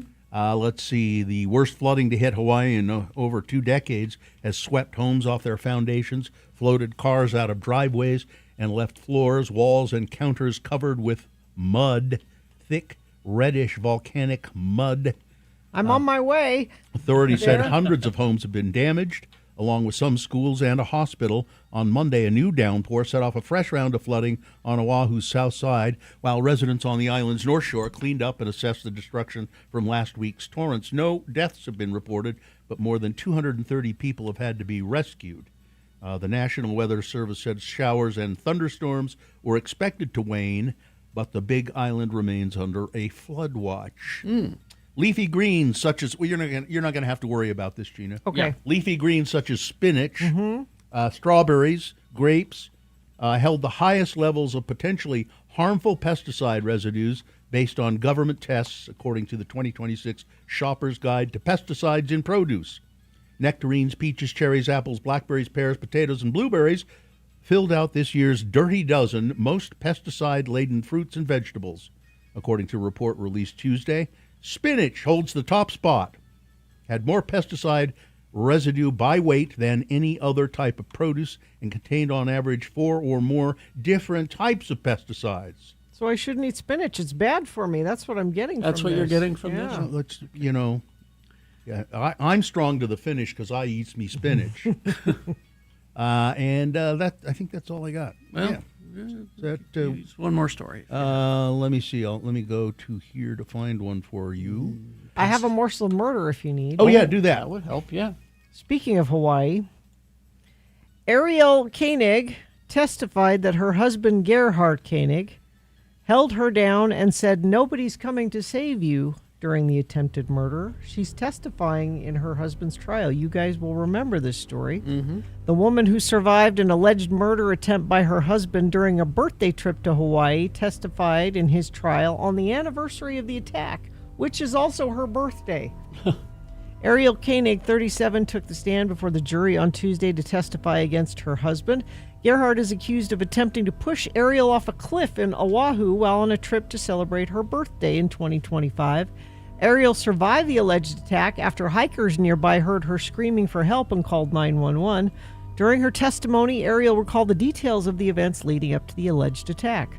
On the day of the incident, Gerhard, an anesthesiologist from Maui, allegedly took her on a hike to a steep cliff. At one point, Ariel refused to go up out of fear for how steep it was. Mm-hmm. She told the court she later took a photo with Gerhard against the steep cliff. Even though it made her uneasy, she asked him to step aside so she could move away. As she walked toward him, Gerhard allegedly grabbed her by the arms and said, "I'm so effing done with this. Get over here." He tried to pull me closer to the cliff and then saw him pull a syringe out of his backpack. This is like a soap opera. That's never good. Yeah.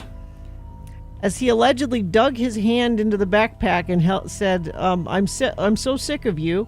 Ariel testified that she tried to pry his fingers away because she could see that he was holding a syringe.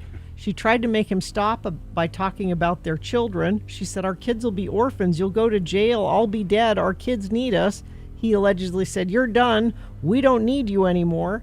And then she started screaming, and he's like, "Nobody's coming to help you." Well, luckily, there were hikers nearby that heard all of this. So this is the middle of the trial. We'll keep following this for you. Gerhard Koenig. Mm-hmm. Like that name. Yeah. All right. There we go. Thank you. Let's see. Sports, weather, traffic. Weather traffic. Yeah. So record-breaking heat today. 57 right now. Going to get up to a high of 84 probably. There is a cold front coming through, which will cool things down Thursday, Friday, back down into the 60s, which will feel just lovely. Then we go back up into the mid to upper 70s for the rest of the weekend. Traffic, let's see, southbound Bangor Highway, milepost 2 east of Redwood Road in Draper. There's an accident there. Perry City listener checking in. Slow traffic southbound I-15 just past the 6th North exit in Salt Lake. Thank you, Perry City listener. You're a member of Infiniteam, as are all of you out commuting this morning. You can text us. Let us know what you're seeing out there on the roads, and I will pass it along, 33986. Hey, pet owners, get your pet's teeth cleaned. Mention Radio from Hell, save $50. Learn more at trilogyvetsandy.com. Here's boner candidate number 3. He's a wolf. He's a demon, a snake, and I want him dead. I want him to die. The pastor from Defense Secretary Pete Hegseth's home church in Tennessee said last week on a podcast that he wants Texas, is he a representative? James Tallarico, wants James Tallarico to die. Yeah, referring to the Texas Democratic State Representative and Presbyterian seminarian who regularly discusses his Christian faith in his current bid for the U.S. Senate. Brooks Pottinger, an evangelical pastor who has been described as Pete Hegseth's closest spiritual advisor, repeatedly attacked Tallarico on the podcast, a podcast called Reformation Red Pill. The show is hosted by Joshua Hames, a former pastor intern at Pottinger's church. Again, after referring to the Texas Democrat as a wolf, a demon, and a snake, the two talked about what they hope becomes of Tallarico. First and foremost, we pray that a man like this would be cut to the heart.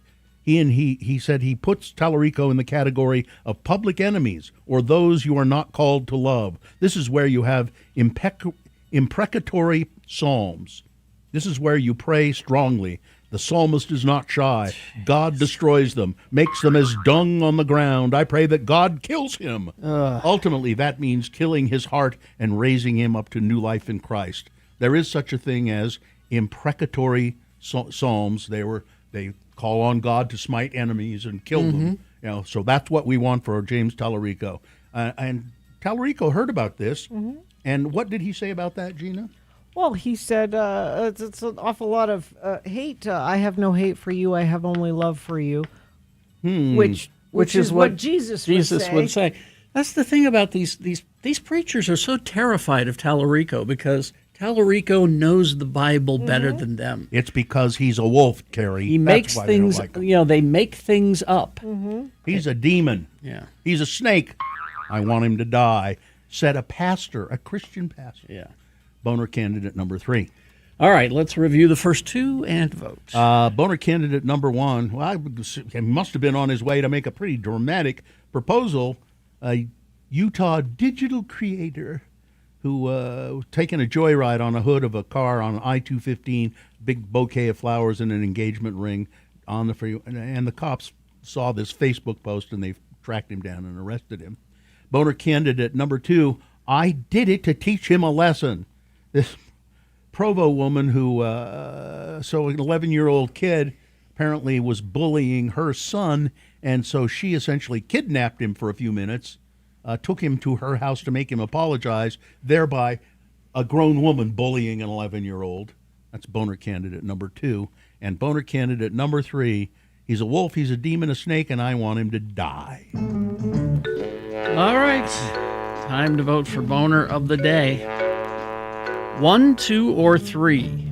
Remember your candidate number, the one that you think is the worst, the one that you think should win boner of the day. 1, 2, or 3. Put that single digit in the message of a text. Then text that to 33986. Or you can call Katie in the producer's booth at 877-602-9696. She'll take your live voice vote in the producer's booth. Or you can go online, x96.com, look for the box that says Boners March 25, 2026. Click and vote.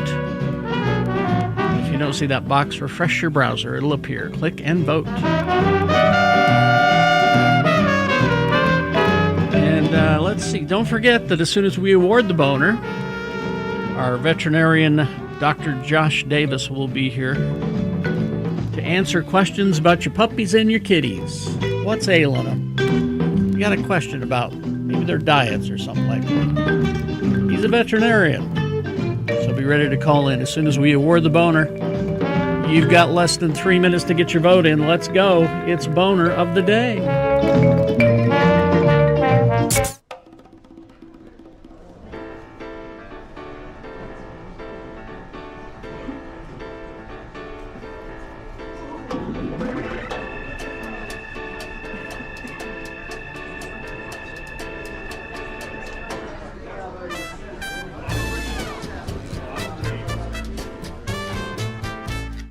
Driving into work, and I was listening to my dad's station, and I heard him recording a commercial, and he was doing a mic check. And here's how he would do his mic check.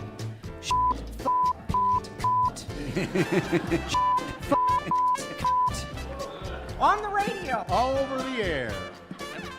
So in honor of my dad, that is my mic check here for not saying I allegedly thought of buying a key to the laundry machine at my apartment complex because it takes quarters, and allegedly it would have let me do laundry for free. There's allegedly a key that you can buy. No, there is. Yeah. He keeps seeing allegedly so he doesn't get in trouble. Well, he allegedly, didn't do it. Right? That's why he said allegedly. Well, I didn't do it, but if I did, the key didn't fit anyways.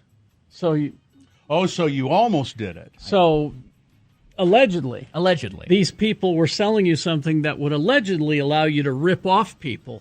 Instead, you allegedly got ripped off by a company that sold you this item. That'd be an alleged company. I don't know who's allegedly ripping off who here, because it sounds like allegedly you got ripped. Laundry is allegedly $1.25 a load, which isn't much, except it's quarters only. Nick. And imagine allegedly having to go to the bank every single week to get quarters just to do your laundry. Nick, even though the key that you allegedly got did not work, you still allegedly committed a crime by trying to do it. Allegedly. By trying to do it. And I don't want to hear this whining and belly aching about having to get quarters.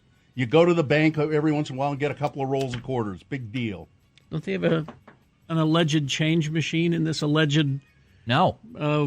Laundry? They don't allegedly Why would they allegedly do that? It's like they don't want you to allegedly do anything. That's just allegedly crazy. I know why they don't. I wouldn't do it either. You wouldn't have a change machine allegedly in your alleged washing? Why not? Because it's another pain in the ass that you have to take care of.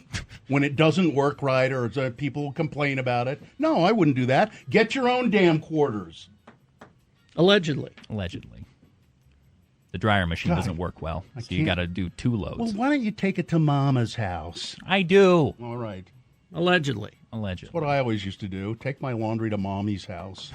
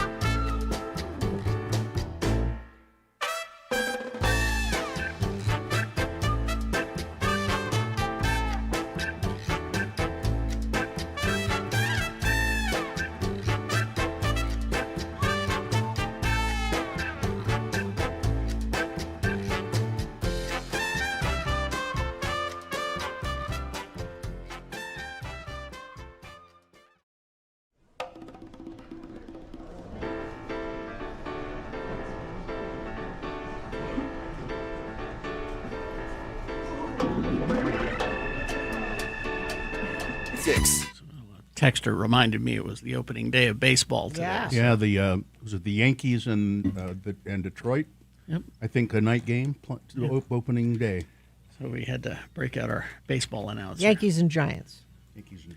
All right, let's award Boner of the Day. And the Boner of the Day is brought to you in part by Massaman Curry.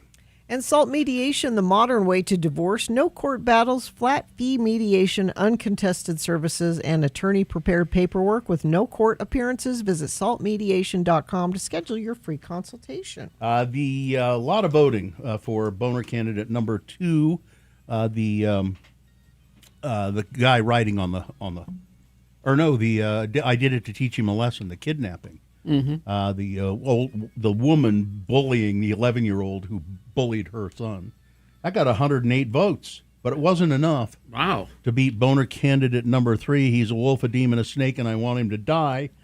200 votes, and that's boner of the day. There you go. It's your boner of the day for today, March 25, 2026. Now qualified to be boner of the week. Is this sponsored, Gina? Hey, pet owners, get your pet's teeth cleaned and mention Radio from Hell to save $50. Learn more at trilogyvetsandy.com. It's Dr. Josh Davis. He is the Trilogy Vet. He's the guy. He's the one who runs that joint. And he's here to, for free, answer your questions about what may be ailing your puppies and your kitties, your dogs and your cats. So call us and ask Dr. Davis questions. 877-602-9696 is the phone number to call us. You can text your questions to 33986, although we find out it works better on the phone. So we can ask questions. 877-602-9696 or 33986. Davis. I've had Oakley, my puppy, having some issues lately, and Dr. Davis and his whole staff actually have been very helpful in trying to troubleshoot what's going on with her and following up and checking on her, and she's turned the corner. She's on the mend. So thank you for taking good care of her. Absolutely, she's awesome. So we don't have any problem with that. Now you're saying that the increased heat is going to affect. Oh yeah, I'm sure it will. Your pets, right? Yeah, talk about that a little bit. Yeah, it can. Yeah, especially this time of year. We're not really supposed to be in summer yet, but it's kind of getting as hot as that, or early summer, and so. It's always a good idea just to remember that heat can be really difficult on pets just in general. Pavement gets really hot, so watch their feet. And then, of course, never leave them in your car. Like, ever don't do that, because that's a really big safety issue. But sometimes they can just slow down a little bit. So maybe not eating as much. Yeah, not eating as much, a little less active sometimes. But, it always, if you're worried, it's best just to get looked at, get seen, and then we can decide if there's any major issues. Because like with Oakley, it's hard to tell because she's so damn happy and easygoing. Mm-hmm. It's hard to tell when she's not feeling well. So you need someone like Dr. Davis to examine. Oakley's the kind of dog that goes, "Oh no, I'm fine." Exactly. Really. Yeah. No, don't fuss. This is fine. Please, I'll be okay. No, that was nothing. That's exactly what was going on, Bill. Yeah. That was nothing. It's That like was you nothing. were there. It's like you were there. I'm not. No, I'm okay. Really. And then there's it's parade season, and it gets so hot, but people bring their dogs to parades, and it's so hot on the tarmac, on the pavement. They don't think about that. They just think that their dog's toes are magically thick. Well, they're used to this kind of thing. They're animals. They'll be fine. No, keep that in mind. Yeah. And this time of year, especially, they haven't been as active usually over the winter. So, you got to build those calluses back up, and the feet have to be tough, and bring water when you're doing events and things like that. Yep. 877-602-9696 to ask Dr. Davis a question. Looks like we have somebody settling in there on line one. Bridget is here. Hi, Bridget. Hi. Hey, what's your dog's name? I have a quick question. Yeah, her name was Gabby. Uh-huh. She just died on Saturday. Oh, I'm sorry. No, that's okay. It's okay. So we thought it was vertigo. All signs led to vertigo. And then, her heart and her lungs were good. Her blood work came back normal. They pulled out some foxtails out of her left ear. They were really deep. The vet got them out. But then she just died 2 days later. I'm just wondering if you think it was like a brain tumor or brain bleed. Like, I just don't know what else it could have been. Mm-hmm. Yeah, that one it's tricky sometimes with that. And it sounds like you did some workup and some diagnostics to try and rule out some of those other things. But vertigo, depending on the severity, there are some diseases that cause that aren't life-threatening, but there are some cases where they can get brain tumors or other things that can affect them as well. So the only way to truly know that kind of stuff, unfortunately, is to usually get like CT scans or MRI scans. We can be suspicious, but it's hard to tell. And but those are tough situations for sure. And do they ever do autopsies on animals? We can, yeah. They're called necropsies for animals, yeah. but and sometimes you can find an answer that way too. It just depends. And even with healthy blood work and a healthy exam, there are still some things that just don't show up on blood work, and that's why it's tricky sometimes to diagnose cancers and other things, because blood work can be very normal with even severe disease sometimes. Sorry for your loss, Bridget. Yeah.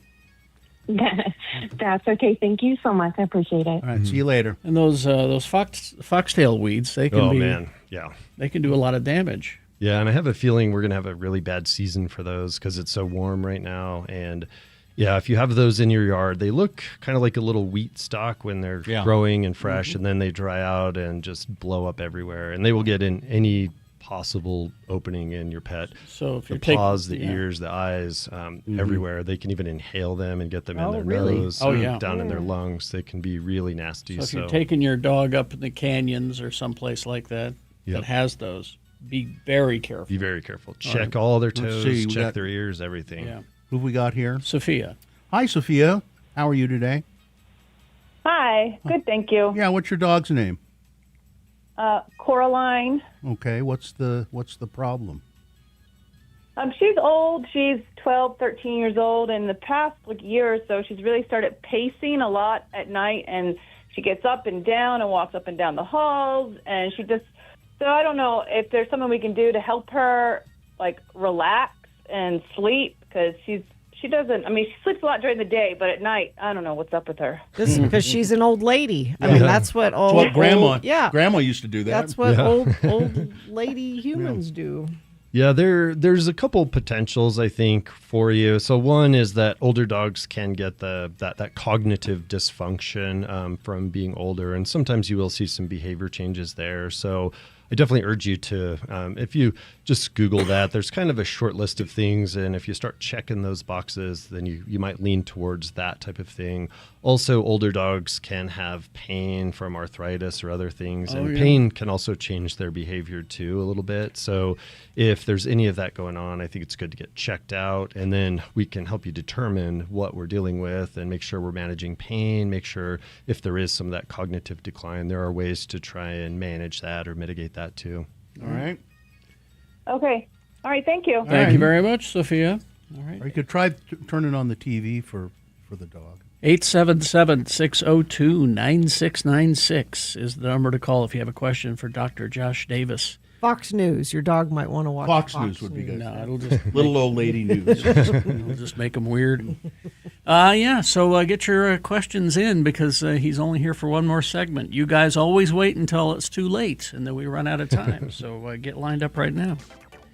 Traffic, Gina. Crash, Redwood Road 15th South has 15th South closed. Northbound traffic closed at 17th South. Southbound closed at California Avenue 13th South. Expect delays in all of those areas. You're probably going to want to use an alternate route. Good news is that's the only issue that I'm seeing on the UDOT cameras. You can text us whatever you're seeing, though, at 33986. Right now through the 12th of April, Big O Tires get up to $160 in savings on select sets of tires. It's the best time to upgrade your traction, performance, and peace of mind on the road at Big O Tires. All right, 877-602-9696. Call and ask your questions, Dr. Josh Davis, or text your questions. We prefer your calls so we can ask follow-up questions, but if you can't, text your questions 33986. Larson, HVAC and Plumbing. Guess what? Did Jaden get a hold of you? They texted me yesterday because I'm special, and they're going to come to my house. You're not special, really. What? No. Because we all kind of got a new system from Larson HVAC and Plumbing. That means we're part of their VIP program, which means when the weather changes, seasons change, it's time for them to come and and service your system. Check the filters. I think Jaden was saying they had to check the humidifier on mine. Yeah. And by the way, that's all included in the price of when you get your system done with them. So it's not- Jaden texted me that I was a VIP. yeah, everybody can be a VIP. It's All not right. just you, Bill. All right. And you'll be a VIP if you call them and have them come look at your system and maybe talk to them about getting a new air conditioner for as low as $68 a month. Or you can save $1,000 on an ultra high efficiency model. That's what I had put in my house, slashing your energy bills. And they do all the paperwork for you. They make it so easy, and they're such nice people. They're friends of the program. LarsonHVAC.com/X96, or you can call them 801-930-5450.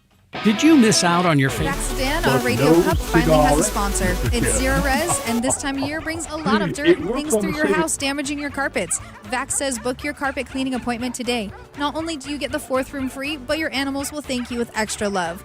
Go to zerores.com today.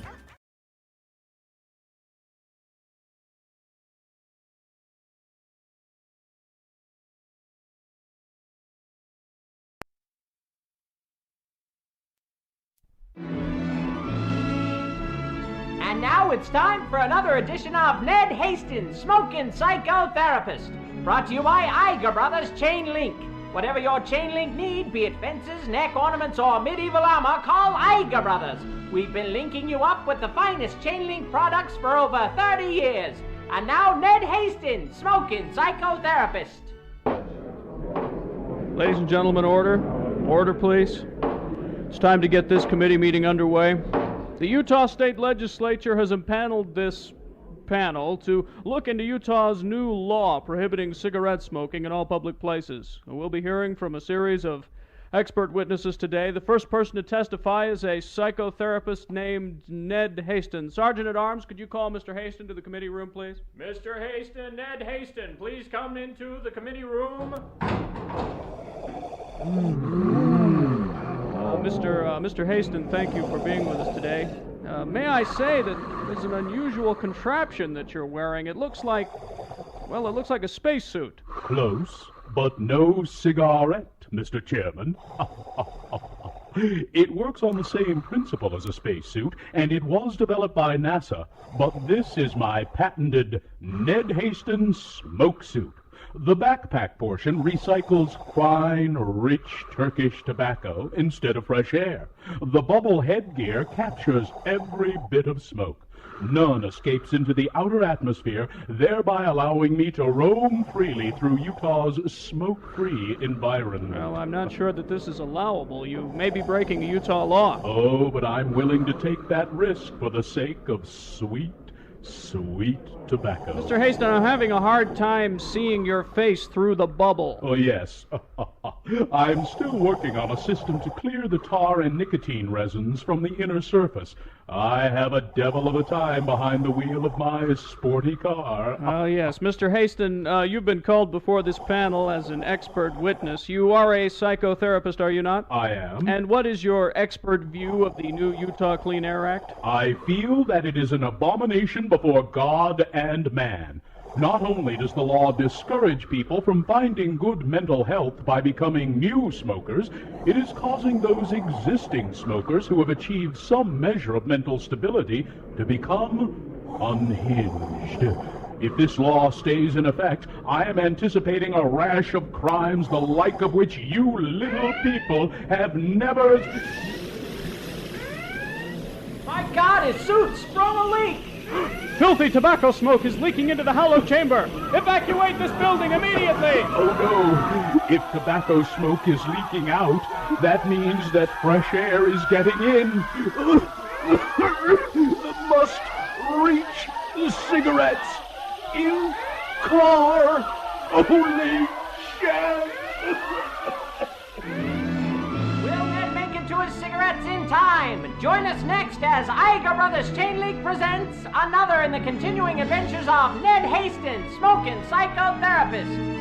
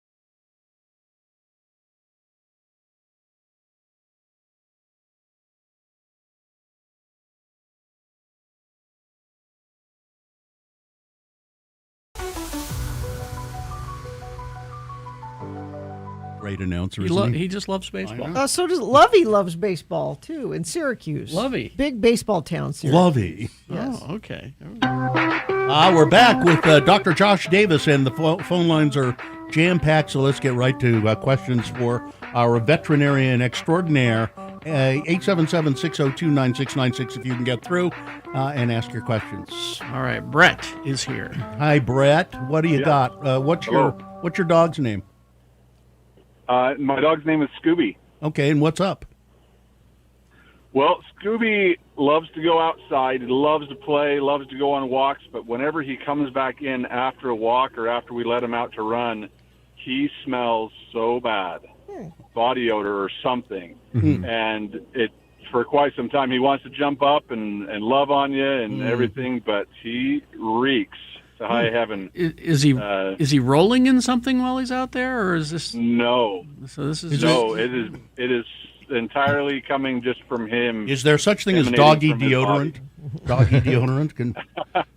Yeah, you may be We've dealing. tried the poof spray. We've tried all kinds of different things, and it's just all right. It's like spraying perfume on a turd. Okay. It smells horrible. All right. What do you got, Dr. Stinky Davis? dog. Yeah, I think we had this question a while back too. But so some of the things that can go on with them is dogs, just like us, they do have oils in their skin and different skin and hair textures and everything there. So that's one possibility is that they're just getting some buildup. And when they get warmed up or heated up, you notice that more. So I think that making sure to do good routine bathing and sometimes even with medicated shampoos if they do have any yeast or oils or any like excessive oils going on.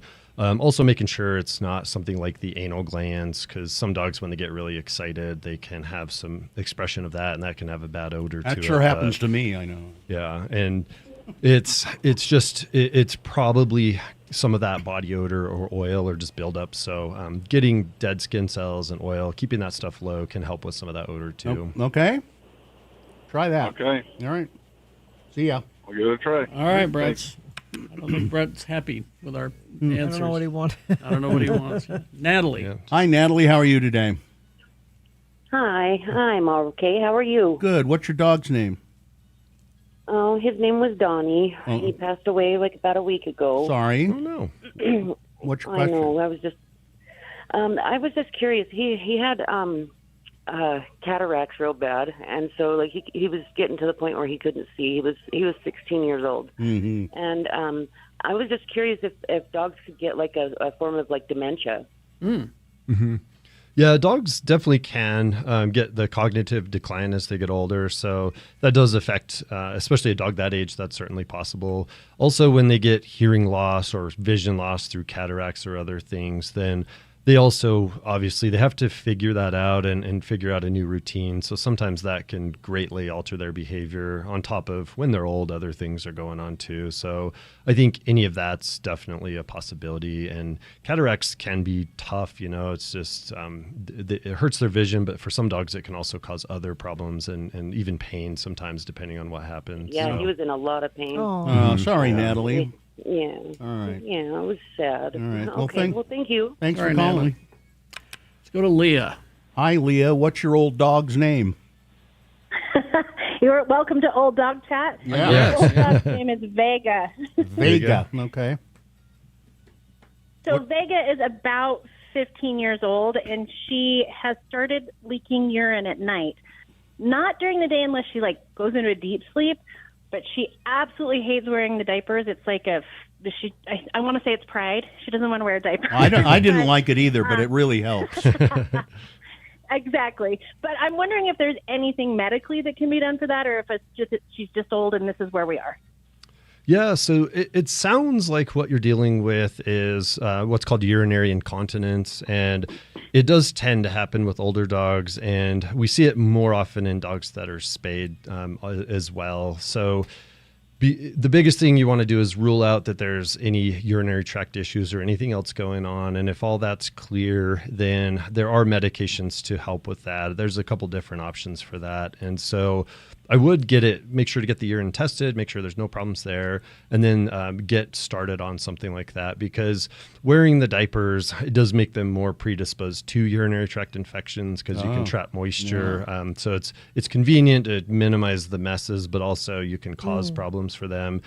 Also can irritate the skin and cause skin infections too. So I'd be careful with that. And then once you get started on meds, most dogs do quite well with that. Okay. There you go. Oh, just ask your vet. We lost her. Hopefully she heard all of that.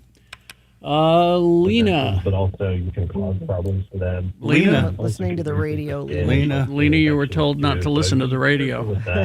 And then once you get... All right. Yeah. Rick is here. Hi, Rick. RJ. RJ? Oh, yeah. RJ. Sorry, I didn't know if it was Rick or RJ. It says RJ. Yeah, so I have a 5-year-old husky named Coda, and he's doing what all huskies do in the spring and blowing his coat, and he's incredibly matted around his tail, but he won't let us touch it. Well, do you blame him? Four of us. No, not really, but it takes like 4 of us to pin him down, and I'm just wondering if you have any other suggestions. I mean, Yeah. I thought about doing like a Benadryl to calm him down or something, but I don't know if that's a good idea or not. Yeah, when they get, especially huskies, they're just notorious for not liking to be messed with for a lot of things, whether it's nail trims or brushing or whatever. So in those situations, the more you pile onto them, you tend to make it worse, and then they're going to be worse in the future when they see that stuff coming. So usually what we'll recommend is to do some mild to moderate amounts of sedatives that can just help calm them a little bit and help with that. Benadryl certainly probably won't hurt anything, but for really high stress or high anxiety, it also may not be enough to accomplish your goal with that. And if they're really resistant, when the hair gets really matted, sometimes that's painful too. So that's also part of why some dogs don't like that. Try the Benadryl and see if that works, and then you can also just get a scene and get on some medications that will do better. Usually we use for dogs medications called trazodone or gabapentin, or sometimes a combination of those. And our goal is just to take the edge off enough where they'll tolerate it without freaking out about it and having 4 people holding them down, because that's just you're never going to win in that situation. That's what they had to do with me until they started. Bill, you agree with all of these things have happened to you. They have. It's old dog day, It's getting rough. Thanks, RJ. I got matted around my tail, and it was terrible. Let's go to Ray. Hey, Ray. Good morning. Yeah, what's your dog's name? Ursula. And what's the 7-year-old German Shepherd. Okay, what's your question? So she keeps getting really dry skin at the top of her ears, and my wife will treat it with different moisturizers, and it seems to go away. But as soon as we stop, it comes right back. That's never happened to me, Gina. Never. No, that's the one thing that is okay. Yeah, and those ear margin, we kind of lump those into a category called just ear margin dermatoses, and they can happen for a variety of reasons. But making sure that there's no other issues on the skin can be important, because sometimes the ears are where a problem manifests, but it can be other areas. And so if there's any shaking, any scratching, we want to make sure there's no ear infections. And then also just keeping the skin conditioned. So some dogs really benefit from fatty acids, like the fish oil types of supplements. Doing topical moisturizers is totally fine. Bag balm is one that's really good for like dry, chapped areas, and you can get that at IFAs and things like that. And then some dogs even benefit from actual Durham diets to help with the undercoat and help with the skin conditioning. And in some cases, we have other strange things where we might need supplements or different medications. But, as long as they're not cracking and bleeding or super itchy, you can start with basic things for sure. All right. I appreciate it, Doc. All right. All right. Thank you later. very much. All right. I think we have Lena back. Hi, Lena. Yeah. Lena. Hi. What did you hear? So, what did I hear? Oh, never mind. I have a cat named Archie, and he's 17 years old almost. Oh, wow. He does this weird thing. Yeah, he's overall pretty, like, he seems like he's good. Like, he does sleep a lot more, but he does this thing where he obsessively meows. Like, he'll jump on the counter in the morning, and he just obsessively meows. And, I mean, I've fed him He does like to jump on the table and like eat food off of our plates now. He didn't used to do that before. He's just super hungry, maybe. I don't know. Rude. Yeah, with older cats, especially if you see behavior changes like that, there are definitely a couple of older cat diseases I would want to rule out because vocalization or behavior change, increased appetite. For old cats, one of the more common reasons for that is a disease called hyperthyroidism, where their thyroid hormone can get out of control and it will make them hungry, it will make them vocal. Usually it ups their metabolism, so they get kind of wild and crazy in some cases. So that's one thing I'd want to rule out. And then also, if you had a kind of an overweight or obese cat and they're super hungry all the time and doing all that, sometimes diabetes can be a factor too. So I'd want to check that stuff out. Yes? Actually, I've noticed like he's lost weight. Mm-hmm. So he eats more, but he's lost weight. So I think that would be. I would get blood more the work done hyperthyroidism. for sure on that one. Okay. Yeah. All right. See you, Thank Lena. you. And we're out of time. Oh, sorry, Brody. Sorry. We'll Tried to tell you, Brody. We'll get to you. We'll get to you next time, Yeah, Brody. we'll be back next time. All right. See you guys. See ya. Thank you, Dr. Thank Davis. you very much. Trilogy Veterinary Center TrilogyVetSandy.com. in Sandy. All right, traffic, Gina, please. The front of the program says crash eastbound I-80 left lane just before 72nd West exit. The bright sun makes it hard to see cars slowing down. I nearly crashed myself from the slowdown. That's very helpful. Actually heard from a couple different friends of the program who are dealing with that. So watch where you're going with that bright sun and make sure it's safe for you to text and let us know how things are moving. 33986 is where you do that. All right, Beat Gina coming up after these messages and a song. It's easy to win the prize. All you have to do is sit through the game and try to beat Gina. It's multiple choice pop culture trivia today. It's Batman v Superman trivia today.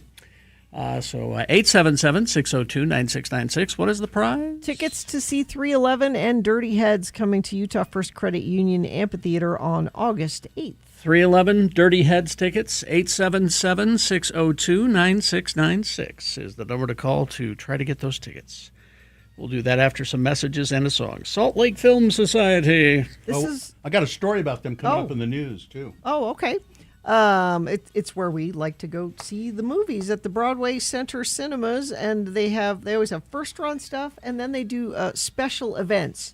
Evil Fears the Night finish up March with Christopher Nolan's superhero epic Batman Begins. Ooh. And The Dark Knight. Carrie, this is a double feature for you. Dark Knight might be my favorite one. Also, in these times, we need some laughs. See classics like When Harry Met Sally. Oh, I might have to. Oh, on the big screen, Gina? You've not seen it? It's top five movie of mine. Have you seen it on the big screen? I have, but it would be worth going back and seeing again. And Wayne's World. This is like comfort food. Oh, Wayne's World would be good to see. And Clueless. All of those. Yeah.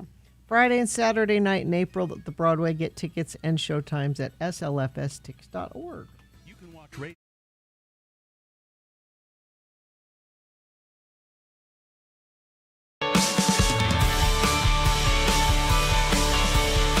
Man. All right. Yeah, I was. I've been dreaming all morning of going home and making ham salad. So you've got the leftover Easter ham. Yeah, and I don't have ham salad very often because I don't have ham. So I'm going to get some sweet pickle relish.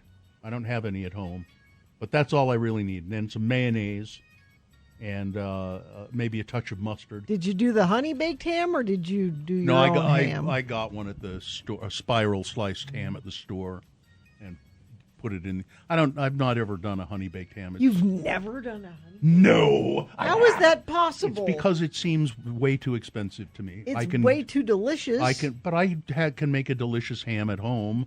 Yeah, but with it's all done half the price already. What you just put it in the oven. It's not much to it. Just heat it up. It's cooked already. Mm-hmm. You can take it right out of the package and put it on if you want a cold ham, just put it on the. So when you buy it at the honey baked ham store, is it hot? It can be, and they say you can either eat it room temperature. Or you could set take it out take it home yourself and heat it up. Yeah, it's just the same thing. It's It's so good though. The one at the Costco's, the Kirkland one, is actually quite good.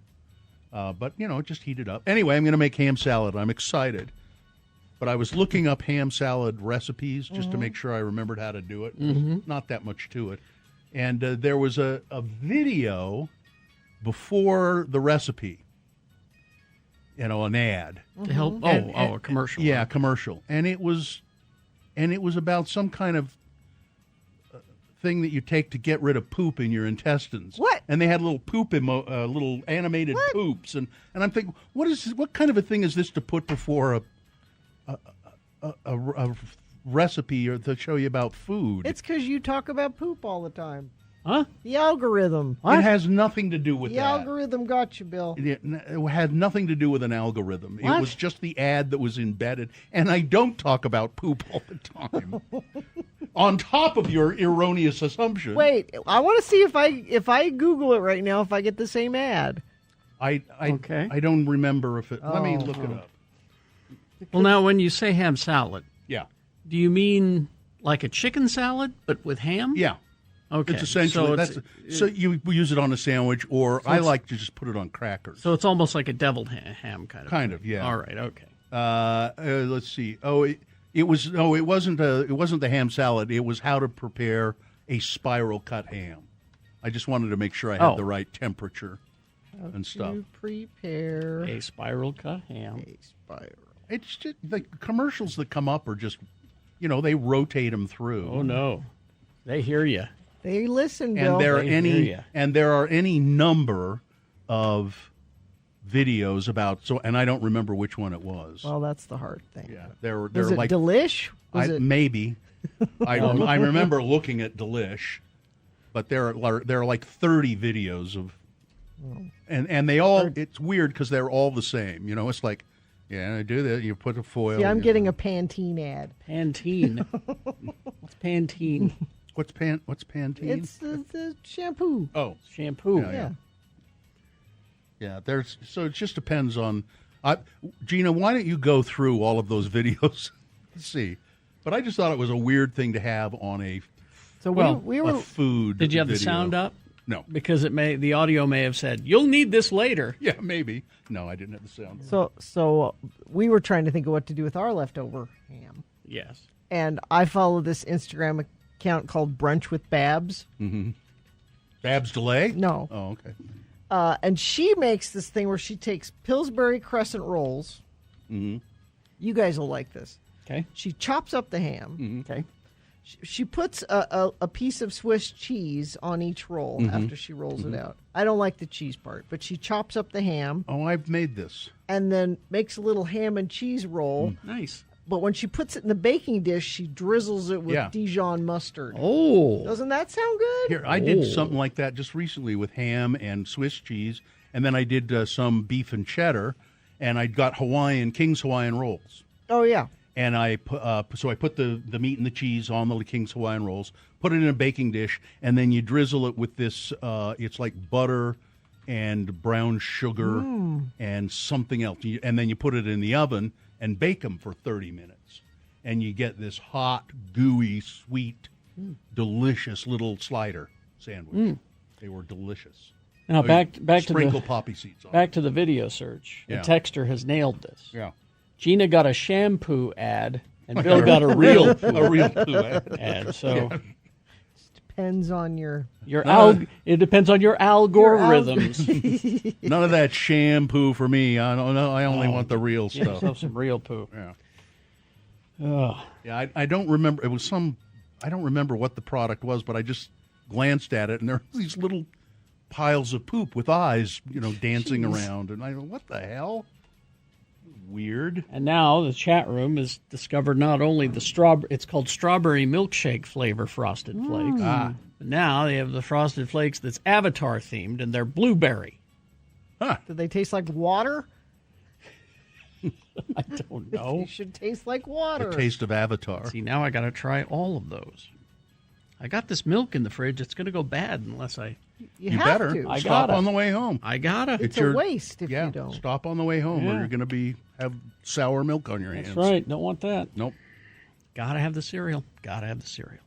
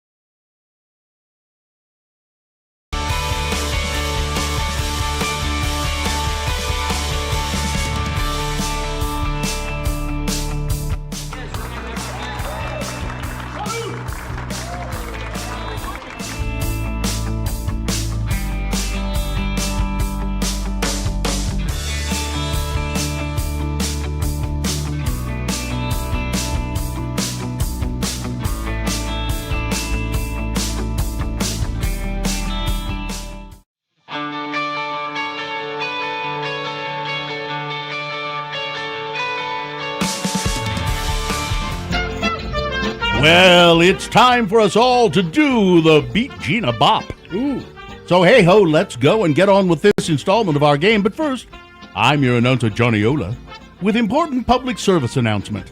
Your federal government says it's a time of war, so don't waste food. All right. Save dry bread and breadcrumbs. Make delicious leftover bread dishes. Join other home front housewives who have pledged against waste. Leftover dry bread is delicious in bread pudding, crumb pie, as the crusty outside of fish, or as a meat extender. Try bread baskets filled with vegetables and served with nutritious Vienna beef, no-waste, skinless frankfurters and wieners, which are truly a no-waste food because they have no skin to peel. They are 100% edible. Oh, jeez. Your government asks you to buy carefully, to store wisely, maintaining the freshness and nutrition value of foods, to save leftovers. Food power will help us win this war. Yeah. Don't waste food. Uncle Sam is counting on you. Vienna beef, skinless wieners and franks. They are the tenderest bite on the bun. And now, here's your Beat Gina host, the ineffable Carrie Jackson. You don't need to be peeled. No. Did you used to really have to do that? I believe there was something to that. Yeah. I don't know. The randomizer has picked a contestant. Gina, you'll be going up against Ford today. Ford, are you there? Yes, I'm here. Can you hear me? Yes. All right, Ford, we're going to toss a coin to see who goes first. It will give you the advantage in the game if you call it correctly, heads or tails. Let's go tails. All right, see what happens. It is tails. Very good, Ford. You're one step closer to winning these tickets to see Dirty Heads and 311 August 8th at Utah First Credit Union Amphitheater. All right, Ford, because you won the coin toss, you go first. This first question is for you to answer on your own, exclusively, multiple choice, pop culture trivia. If you get it correct, you get the point. If you don't get it correct, Ford, I'm going to allow Gina to answer the same question, and if she gets it correct, she's going to steal your point away. We'll go back and forth till one of you gets 3 points. On this day in 2016, Batman v Superman: Dawn of Justice was released. So here we go. Questions about that. Ford, first question for you. Throughout the entire film, Superman has what? Is it 1, a bag of trail mix that he keeps snacking on? Is it 2, a glistening drop of Retsin? Is it 3, no shots of his feet? Or number 4, only 42 lines of dialogue? 3, no shots of his feet. Oh, kind of hard to do those action sequences unless you see his feet. All right, Gina. Well, it sounds like not much to memorize with only 42 lines of dialogue. Yes, he was dead for a good chunk of the movie. There's 1 point for Gina, and Gina controls the question. All right, Gina. Yeah. Jimmy Fallon asked Ben Affleck what his daughters thought of him being Batman. Mm-hmm. What was his answer? Was it 1, did you get the part because you smell? Batman smells? Yeah. Was it 2, did you take this role to pay mommy the child support? Well, it probably was part of it. Was it 3, they don't care, all they want to do is watch Frozen? Mm-hmm. Or 4, they want a butler now as well? I bet all they cared about was Frozen at the time. Correct. 2 points for Gina. Now we go to Ford, who has none. Ford, there's graffiti sprayed on one of the pillars in the abandoned building where Batman fights Superman. What is the graffiti? Is it 1, the words Penguin Rules? Is it 2, a Riddler-style question mark? Is it 3, the words Darn the Police? Or 4, the words Goodwill Hunting sucked? I think they'd probably throw in an Easter egg. I'm going to go with the Riddler question mark. I think that was 2. That is correct. All right. You're in the game, Ford, with a Still point. alive. All right. Now Gina. Gina has 2. This could be the game winner. Gina, who was considered for the role of Bruce Wayne, Batman? Who was considered? Was it 1, Jeffrey Dean Morgan? Was it 2, Tom Hardy? Was it 3, Patrick Stewart? Or 4, Jim Parsons? I don't see that. I just don't. You don't? Okay. I mean, would Tom Hardy try out for one role and then get another? Maybe. Tom Hardy. No. Terribly sorry.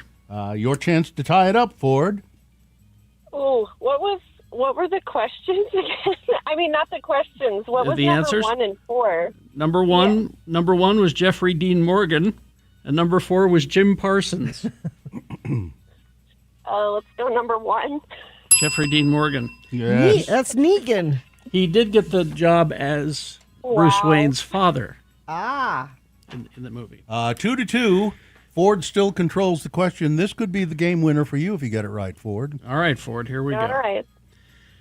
At around 1 minute into the film, the Waynes are seen walking out of the movie theater. Jeffrey Dean Morgan. Mm-hmm. What movie poster is seen on the theater wall? What is the poster? Is it 1, The Mark of Zorro? Is it 2, King Kong versus Godzilla? Is it 3, Captain Calorie versus the Midnight Snacker? Or 4, Suburban Defender, HOA of Justice?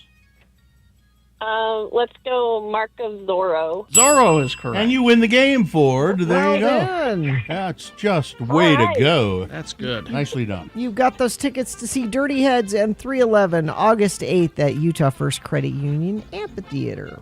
All right, hang on the line, Ford. So much. Hang on. I've got to go. There's a Vienna, all beef Vienna skinless wiener waiting for me in the break room. Lucky you. Yeah. Waiting to be peeled. Yeah. All right, big boy news now, brought to you by Clark Planetarium presents Lost Wolves of Yellowstone, a breathtaking IMAX journey into the dramatic reintroduction of wolves to Yellowstone National Park, an epic story of survival, controversy, and the wild's return. Tickets at clarkplanetarium.org. And don't forget, The views expressed on X96's Radio from Hell show do not necessarily reflect the opinions of Broadway media, its management, owners, or advertisers. This program is intended for mature audiences. Parental discretion is advised.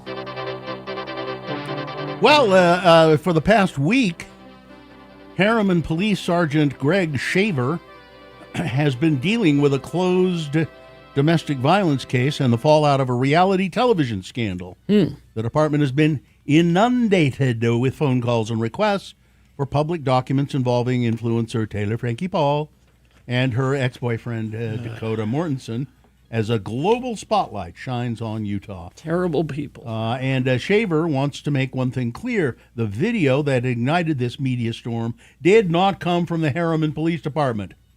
When TMZ initially started all this frenzy, how they obtained that original video, we just don't know, Shaver told the Salt Lake Tribune. We didn't provide that.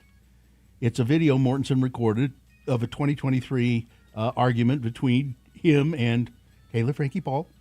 The video shows Taylor Frankie Paul hitting and kicking Mortensen and throwing metal chairs. One of those metal chairs hits her daughter, who's like in a playpen or something nearby. Taylor Frankie Paul agreed to a plea in abeyance to resolve her aggravated assault case, which gives her the chance to have the third-degree felony reduced to Class A misdemeanor. Salt Lake County District Attorney Sim Gill said his office could not comment on the video or whether it was evidence in Paul's 2023 case. Shaver said Harriman police did not have the video in their records, so they couldn't have given it to anybody if they wanted. There is a lot of speculation about who leaked the video. I mean, Dakota took the video, so he had it. You would think. And maybe that's what happened. I'm pretty sure. After the video's release, Taylor Frankie Paul's season of The Bachelorette was canceled. I saw a story this morning, and I started to click on it, and then I had to go away. It said something about whether that it might be released and who was going to do it. The Bachelorette. Oh. And it just occurred to me as I was reading this story, that's the thing I meant to keep looking for when I got to work. I couldn't remember what I was supposed to be looking for. So maybe there is something about that they're going to figure out a way to release it. So I told you I had a story about the Salt Lake Film Society. Work to dissect the facade of a historic Salt Lake theater is expected to begin this spring, probably next month. Oh. It's all in an effort to restore the Tower Theater's original, nearly century-old design. Salt Lake Film Society officials filed paperwork with Salt Lake City last week to begin preliminary facade deconstruction of the Tower Theater as part of a phase to review the structural integrity of the current facade that dates back to the 1950s and to better understand what's left of the original 1928 facade. And if you would please, in the booth, there's another picture that goes with this story of what the original theater looks like. I would love it if they tried to recreate that. Which I think people would rather see rather than rather than that. Rather than that. Oh, now the chat room found it.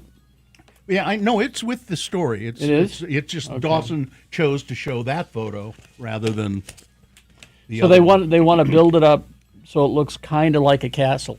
Yeah, it's originally looked like a castle. Like a tower, you know. Yeah. The Tower Theater is a beloved cultural landmark in our community and has been for nearly a century. This step will allow us to better understand the original 1928 facade so that we can thoughtfully plan what comes next. The Tower Theater is 87. There it is at x96.com. That's what looked like originally, and that's what they want to do. They want to restore it to that. I would love it. That's to great. Look like that. Yeah, that's a pretty cool place.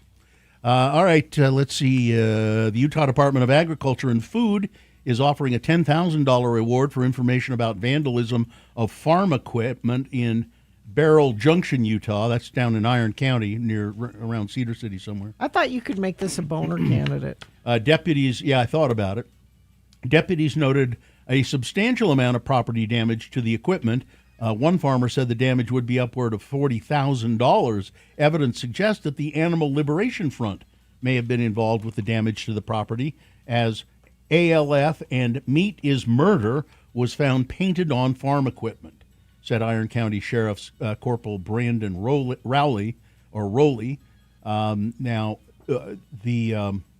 The tires were slashed on a lot of the farm equipment as well. Pretty significant damage. Now, what's ironic about this is this particular farm, they don't have any livestock. No, they grow food for livestock. They grow animal feed. Yeah, but they don't. There's no meat is murders. There's no meat there. There's no. They feed the animals. Yes, they feed the animals. You should be for that. So there you go. It just goes to show you that vandals are not always very smart. Nick asks, where was Morrissey when this happened? He was sleepy. He had tired. Nothing to do with it. He planned to be there, but he had to cancel because he was ill. He was cold. He was ill and cold. That is what it was. Excuse once. Yeah. I'm cold. I'm very cold. 2 Nephi schools, Nephi, Utah, were placed under lockdown conditions on Tuesday afternoon after a suspicious individual was seen on school property. Lockdown conditions were in place at both Juab High School and Juab Junior High School. About 1 p.m. after the person was seen outside, law enforcement was notified, and the person, who looked suspicious, was taken into custody. Although there was no explanation for what the individual may have done other than looking shifty. Suspicious. Was he shifty? Gina. Well, it was Morrissey. Gina, he looked suspicious. And he was an individual. At no time were student or staff harmed. We're grateful. It doesn't say it. They don't know. Yes, they do. But it's not in this story. They're not saying. No, it's just not in this story. It was nothing, and it was fine. I'm sure. Yeah. But that doesn't even say that in the story. I think it was probably nothing, and they let this suspicious individual, they let him go, and there was nothing to it. Governor Cox has signed a series of bills centered around water conservation, including bills that will make it easier for agriculture producers to help the Great Salt Lake. At a meeting of Northern Utah water users, the governor invited lawmakers, who worked on the bills, to stage with him as he signed a bill that demands that data centers report how much water they use, a bill to cut out protests to a water rights application, and streamline processes. So there's that. And then we're out of time, are we? Is that right? Yeah. Okay, then I will stop. Sports, weather, traffic. Well, it's opening day, and the marquee matchup between the New York Yankees and San Francisco Giants will be at 6 o'clock tonight. And I keep bringing you Is that different. our time or? Yes. Okay. I keep bringing you food items from different ballparks. This one from Boston Red Sox. They have lobster poutine. Boston, so it's lobster. Lobster, crispy fries, lobster meat, clam chowder, No, lobster meat. crispy bacon, all served in a custom lobster boat. Lobster boat. So they pour the clam chowder over the kind of, well, because poutine is like is gravy. That's what it is. So instead of that, it's clam chowder. Huh. That works. Or chowder if you prefer. Has to be chowder. The Jazz, let's see, they are home tonight to the Washington Wizards at 7 o'clock. And Utah Mammoth, Bill Burr was in town last night. Comedian Bill Burr, he went to the Mammoth game. They lost 5-2 to the Edmonton Oilers. They play the Capitals tomorrow at 7 o'clock. Weather, we will break records today.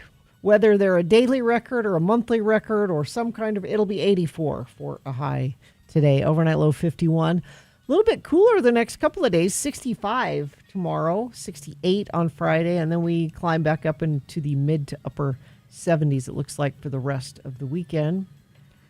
Let's see, for traffic, crash southbound I-15 Beck Street, North Salt Lake, blocking 2 right lanes. Expect delays through there. Also, Redwood Road at 15th South, that's been an issue all morning long. That is all that UDOT's reporting, and I haven't seen anything. Let's see. One person says I-15 southbound 31st Street on-ramp parking lot. Is that Ogden? We need a little more information. Yeah. If you would please text that to us at 33986. Teenage Mutant Ninja Turtles fans rejoice. Cowabunga dudes, the heroes and the half shell, are coming to Magic the Gathering with cards featuring Leonardo, Raphael, Michelangelo, Donatello, their friends, and villains, available in store at Haster Games today. All right, thank you. We're going to take a 3-minute break, and then we'll have your list of things that must go. Coming up after these, stand by. Don't miss a...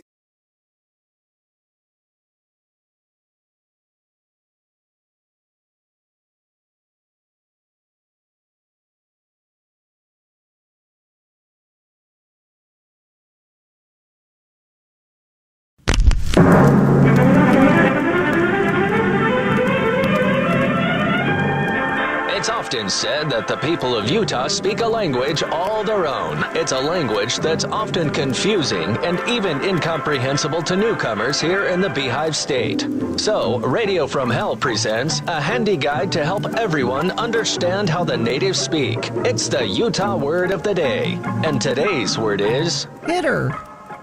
Hitter, hitter. Well, there have been big goings-on in the little city of Mona, Utah, and here we have the mayor, Don Criddle, and his barely functional son, Denver, discussing the news of the day. This Utah word of the day has been torn from the headlines. Some circumstances of this case have been changed to protect the guilty. Again, the word is hitter. Daddy! Daddy! Daddy! Hey, you got yourself all excited over something, Denver. Hold up for a second or three. Get control of yourself, boy. What's got you so head up? Daddy, the guns, Daddy. All them guns. I seen them, Daddy. All them guns. I presume you are referring to the big bust that the Juab County Sheriff made the other night right here in Mona. Daddy, I ain't never seen so many guns. Have you ever seen so many guns? I ain't, Daddy. I seen them on the TV news last night, Daddy. Well, you said a mouthful there, boy. There was a lot of armament for sure. And as the mayor of Mona, I, Don Criddle, was privileged to be there when the sheriff served the warrant on that man and that woman living there with all them weapons. Was you scared, Daddy? Well, I had some concerns for sure, son. The deputies was there earlier, and they seen through a window that the guy had a sword and a baseball bat and a hatchet. And he yelled, and he said he had some guns, too. And then the deputies asked him, "How many guns?" And he yelled back, "Enough to get the job done." Oh, so that's when they went and got the warrant, right, Daddy? That's right. And then they went in, and they found enough weapons for an army. What kind of weapons, Daddy? Did they have, like, assault guns and rifles and pistols and lots of ammo? Well, yep, and more than that. That couple had bombs of various types and body armor, all kinds of stabby and cutty things. Ooh. Also, all kind of drugs. Well, they was cultivating mushrooms. Shrooms? That man and lady was growing shrooms right here in Modi, Utah. This is the biggest thing that has happened to us ever. Did the man and the lady try to run away? Well, the sheriffs was able to detain the man without no struggle. But they didn't see the woman right away. She didn't seem to be nowhere around when the deputies was pretty sure that the man had hit her. Did he hurt her? Did what hurt her? When he hit her. No, Denver. He didn't hit her. He hit her. Well, what'd he hit her with? When I say hit her, I mean he put her in a secret place somewhere in the house so the deputies couldn't locate her right away. Oh, I get that. So he must have hit her before he told her to hide, right? Oh. Join us again some other time as we examine how the Utah natives speak with the Utah Word of the Day.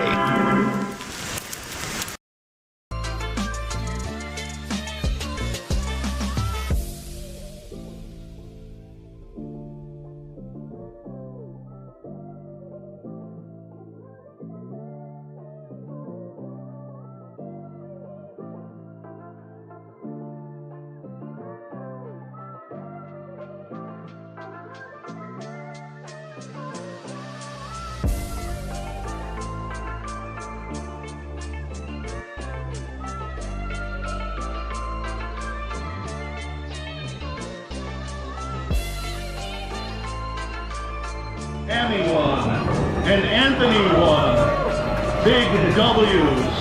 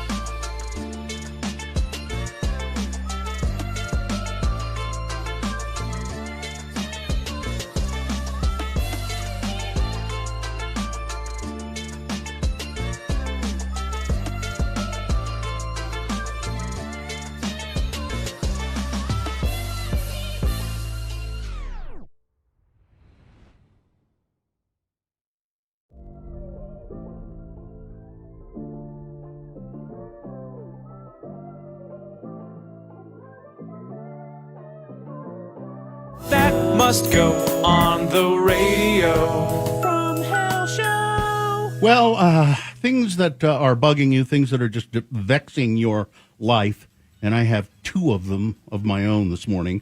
If there are things like that in your life that are just bugging you to death, that's where this feature comes in. We can help you maybe. You have a thing that must go, send it to us. If we read it on the air, maybe it'll make you feel better. And a lot of times we get reports that people say, you read my must go, and it went. It left my life. That's really great.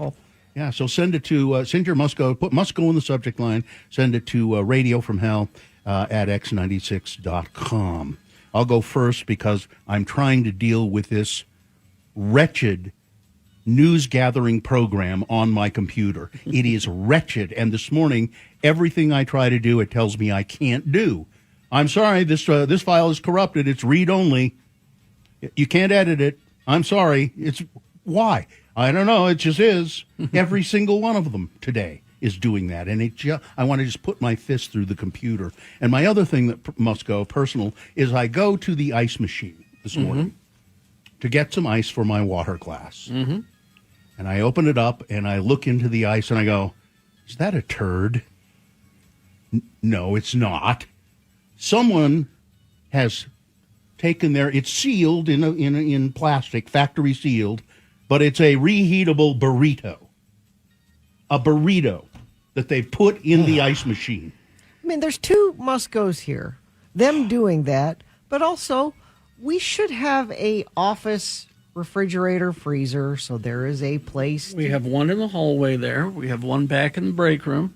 Is there? Yes. Is and then there's also one in promotion. Oh, okay. Whoever put the burrito in the ice machine, you're a dick. Yeah.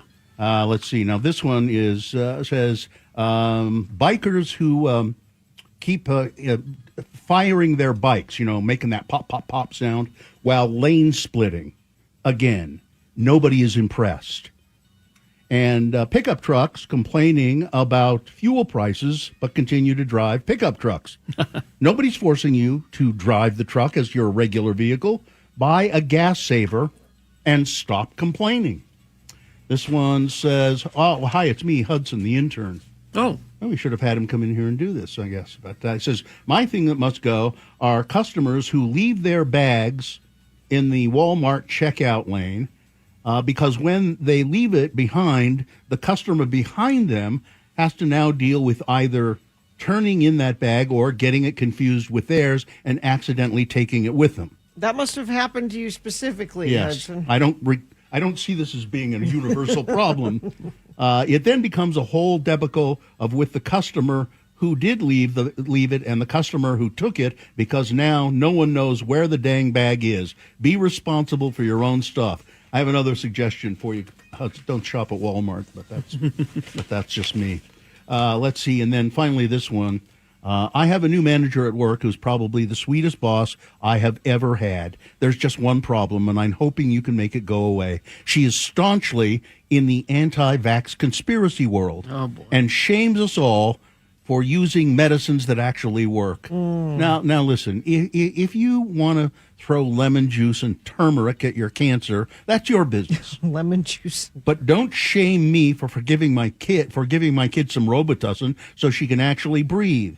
The thing that makes us all of this worse is that we work for a biomedical company. Thanks for letting me listen. You are the first liberal voices to break through all of the noise in my conservative upbringing 25 years ago, and now you're the morning show that entertains me and my kid on our way to school each morning. Thank you. Carrie? I got one from my dear wife, Sue. Things that must go, companies that over-remind you of your appointment. Yeah. Oh, yeah. Email, text. I have an eye doctor appointment on Friday. I made the appointment last Friday. I've gotten a text every day reminding me of it. Yeah. And the one today came at 6:15 this morning. Way too early. All right. Let's see. This one from Lance from Vineyard. I'm right there with you, Carrie. Damn long division. It must go. It must go. Anyway, it's a whole screed. I'm not going to read the whole thing. Let's see. This one from Haley. Thing that must go, packaging. Everything these days is packaged in non-recyclable, non-reusable, multi-layer plastic crap. It seems as though corporations, both large and small, are trying to cover our entire planet with the stuff. Mushrooms, pet food, candies, snack foods, even some clothes. All of these non-recyclable recyclable wrappers long outlive us. Thanks for letting me listen. Let's see, this one from Katie. Things that must go are when I put my music on shuffle when driving, and it plays the bands in groups. 3 or 4 songs by one band, followed by 3 or 4 songs by another. I want it on shuffle. That's why I put it on shuffle. 2, when people practically stop when making a right-hand turn. I'm not expecting them to turn at a high rate of speed, but turning like they've got a crock pot of chili in their laps is annoying. Thanks for letting me listen. Let's see, this one from, doesn't say who, so I won't say. Every protest I go to against Trump and his goons, on the last 2 events regarding the Salt Lake Detention Center, there's been this guy dressed in all black, covered from head to toe, mask, sunglasses, hood, everything covered. He just paces around in front of the many protesters. He mentioned to a lady near me that he wants to make sure people are safe from cars. I'm glad his presence is there, hopefully to support the cause, but get rid of this secretive garb already. And finally this, I can't takes anymore. I foster dogs, and I have some of them my own as well. 3 times now I have taken them all for hikes to have found human poop to roll in. I know you're asking, how do you know it's human? Believe me, it's totally different. Yeah. You'll be 100% positive it's human. Yeah. If you can't find a bathroom, at the very least have some decency and pick up what you've left in a doggy bag or plastic bag. Yes. Just stop it. Gina. People coming up to me while I'm holding my screaming, temper tantrum throwing, overstimulated 3-year-old, trying to talk to me or offer unwanted assistance or advice. Why on earth do you think you can help? My child doesn't know you. Or do you think I'm enjoying this situation? But this is what's happening. I'm trying my best. You think you can help, but just move on. Go about your day. You'll forget about this in a couple minutes. Just give me a thumbs up from a distance. Good morning, Radio from Hell. My things that must go are trees with those white flower blooms that smell like rotten mushrooms when you walk next to them. Yeah. And people who haven't filed their taxes yet, the due deadline is getting close. Thanks for letting me listen, Tony. And finally, this from Use My Name, Don't Use My Name. It doesn't matter. What does matter is my list that must go. Okay. The merge at Parley's Way I-80 East has a dotted line that goes to the very end of the lane and confuses way too many drivers. They end up driving on the shoulder instead of moving over. Please make it stop. Also, rancid nuts need to go. Need I say more? Thanks, Lords, for making these things disappear. Maria. Thank you. Things that must go on the radio. From Hell Show. Rancid nuts. Redwood Road at 15th South in Salt Lake, still having issues there. Southbound I-15 at Beck Street, that is now open. It was an issue earlier. Expect residual delays through that area. Use an alternate route if possible. X96 welcomes Passion Pit August 11th at the complex. Get your tickets and more information at x96.com. Now, just quickly, before we get too far away from it, the suspicious individual story at the schools in the Nephi, was it? Suspicious. I tried to find out more about it. I went to 3 different stories. Yeah. Suspicious individual taken into custody after prompting lockdown at Nephi schools. There doesn't say anything. Says the schools were reopened. Doesn't say anything about why the individual was suspicious, or whether he was released, or he or she was released from custody. A little more information. And Nephi schools plunge into lockdown as cops nab suspect on campus. Nothing about what the person did other than look suspicious, whether they were released or kept into custody. And then yet one other story. They all did it, but nobody's talking about.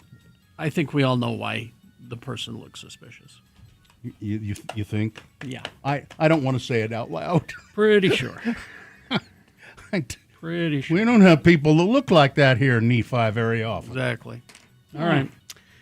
Let's see. We've got a short break. We got a song for you after the song. It's the Boner Recap game. Easy to play, easy to win. All you have to do is call us and tell us who won the Boner this morning. If you're listening, you know. If you weren't listening, go ahead and cheat. Go to x96.com. Look for the box that says Boners, March 25, 2026.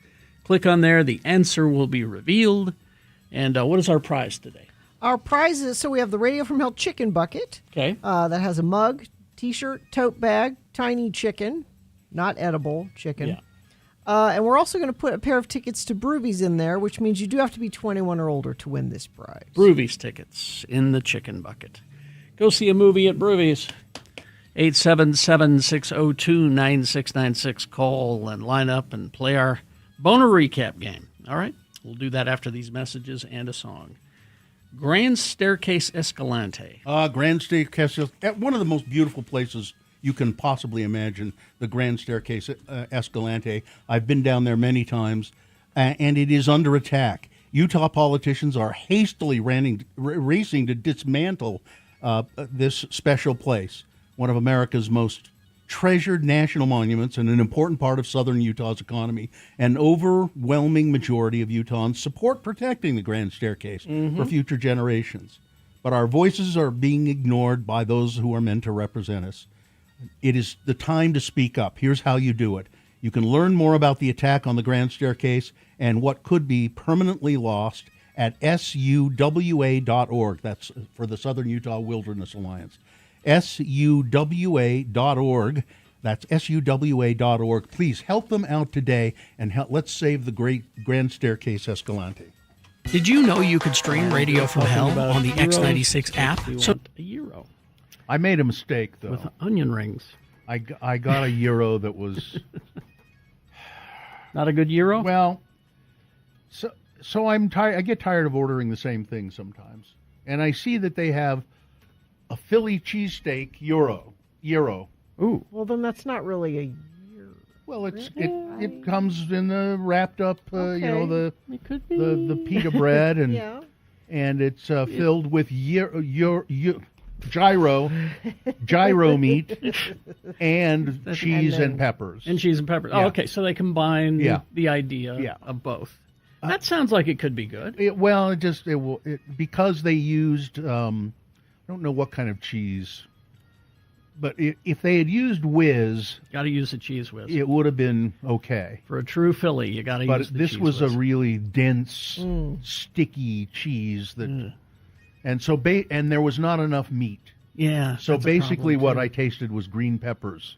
Oh. And it was Green peppers should never be in anything. Oh, now you hush. You Hi. sound like my father. I like them. They're just fine. They overpower. If green peppers are in something, that's all you taste is green peppers. You have to know how to use them. You've apparently been around someone who's not judicious with their green They are peppers. extremely overpowering flavor. They're very strong. You know what's also very strong, and you don't think of it as being a strong flavor? Celery.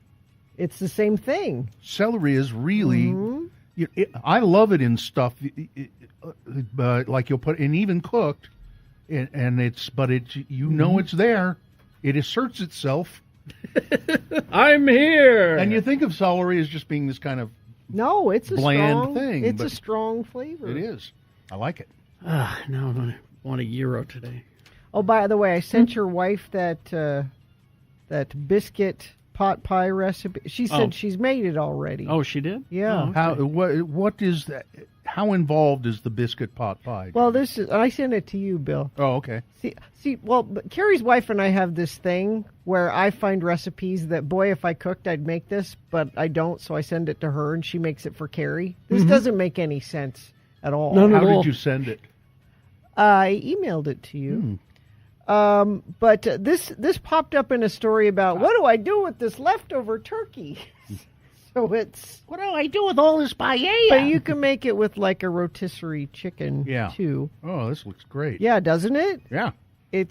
So you could even use the biscuits in a roll.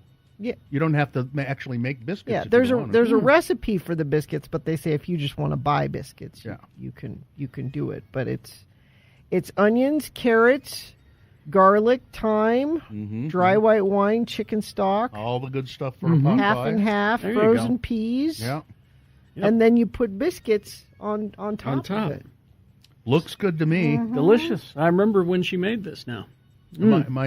Although my kids would go, there are peas in this. And you don't have any leftover turkey, do you? I mean, no. I know you didn't even do turkey. Do We you have didn't, leftover no. chicken? No, we ate it all. No, we don't. Because my wife wanted to make turkey ramen, and but we didn't. We don't have any leftover turkey, so I'm going to go see if I can find today. She wants to make it tomorrow, and if you get a frozen turkey breast, you can't do that. But I think Harmon sometimes has a cooked fresh turkey breast. fresh turkey. And I could roast it in in an hour and a half or something. So it's easy to do. And we still haven't had Thanksgiving dinner, so I'm going to When is that scheduled? I think it's Saturday. So Saturday you're all going to the Olive Garden? Yeah. Is that when it is? But if we have leftover turkey, then I'll pass this recipe to Joe, and he can make this as our leftovers for next week. So There is still an Olive Garden around, isn't there? there's a bunch of them. Because that one that was right near us hasn't that's been, closed. That's been gone there for a while. My Olive Garden is the Sugar House Olive Garden, the one. I had no idea you had stock in it. She does, essentially. Oh, you've eaten enough breadsticks, I'm sure. She's invested. Mm-hmm. Yeah. Let's put it that way. Yeah. She's invested. Olive Garden. I went once. Somebody Sometimes it's just the right thing. remember we used to gripe about the Olive Garden, and this one was close to our studio. They started bringing us food. Yeah. Like every 2 or 3 days, they would bring us food and say, "Come on, just Give us a chance." It wasn't that bad. Sometimes, It in was certain fine. situations, it's just the right thing. People joke about Olive Garden, don't they? I mean, Sure. like you'll hear comedians doing Olive Garden jokes and stuff because it's so ubiquitous. That's why sometimes. And so many people think of it as real Italian fine dining. That's not what you go there for. Well, but I'm saying many people think of it that way. Oh yeah, I love Italian food. I go to Olive Garden. It's its own thing. Free breadsticks. Oh, this place just exudes class. Now, there restaurants like that are necessary because, well, I mean, I've had to use them occasionally when my dad and that woman that he married would come up and visit. There was no way I was going to take them to my favorite place because they wouldn't like anything at my favorite place. They would just sit and stare at the menu and go, oh. So you take them to, Cheesecake Factory, and they're. I've told the story before. My grandparents, for 60th wedding anniversary, I said, I would like to take you out to dinner for your anniversary, and I will take you to any restaurant you want to go to. Now, this was up in Ogden, but I said, when I was living in Ogden, I said, we'll go to Salt Lake if you want, but anything in Ogden, there were a few good, they could have gone to the Timber Mine or places like that. And there was a place up in Ogden called Andy's Chuck Wagon, which was essentially Chuck-a-rama. Yeah. It was Chuck-a-rama. Andy's Chuck Wagon. Yeah. And they said, that's what we want to go to Andy's. But you go there all the time. Well, that's what they wanted. Take us to Andy's. My grandfather had a lot of money, but one of the reasons he had a lot of money is because he sure wouldn't know it. As a matter of fact, when he said we sat down with our plates, and he said, "Don't order soda. Soda's extra." There's a reason he had money. Yep.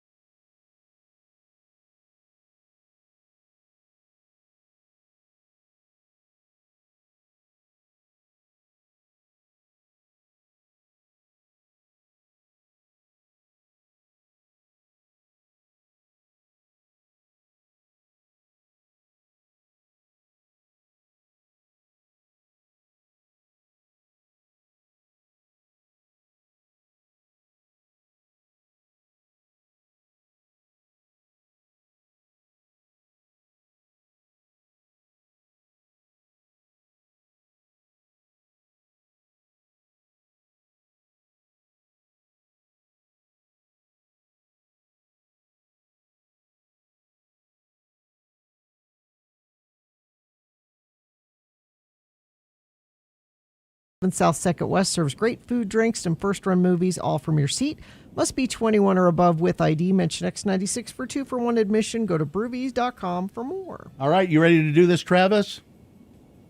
Yes, I am. Okay, now listen, the chicken bucket, when you get all the stuff out of it, it makes a great hat. So try that on. Or if you have a very small head, the Radio from Hell Diner style mug makes a good hat.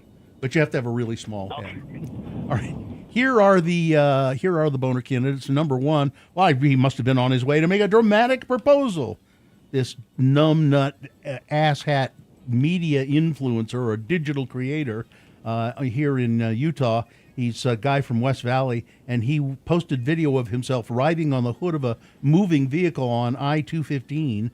I don't know how fast he was going, but he was out on the hood of the car with a big bouquet of flowers and an engagement ring.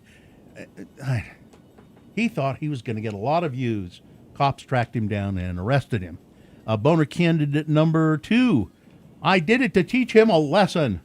This is a Provo woman who's been charged with 2 felonies after she kidnapped and threatened an 11-year-old kid who she said was bullying her child. Apparently this 11-year-old had bullied her child. So she tracked him down. He was out riding his bike somewhere.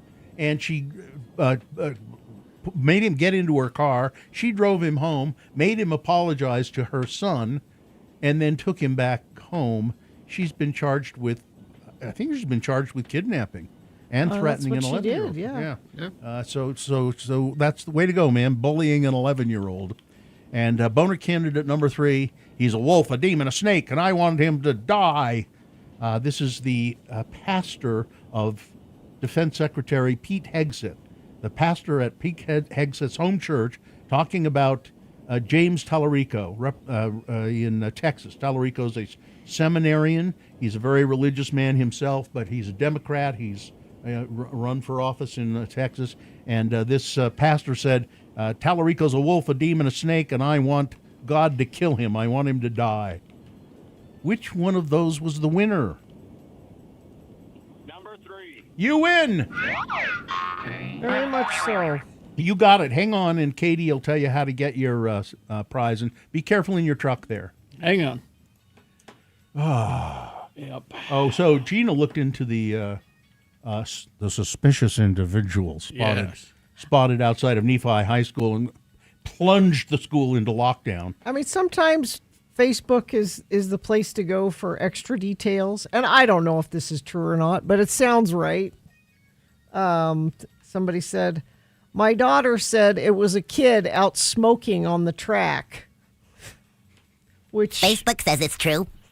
Which I bet that's true. I bet that's exactly what it was. Somebody suspicious. We need to come clean here. It was Denver Criddle out there having a cigarette, hiding from his father. Oh no! Suspicious individual.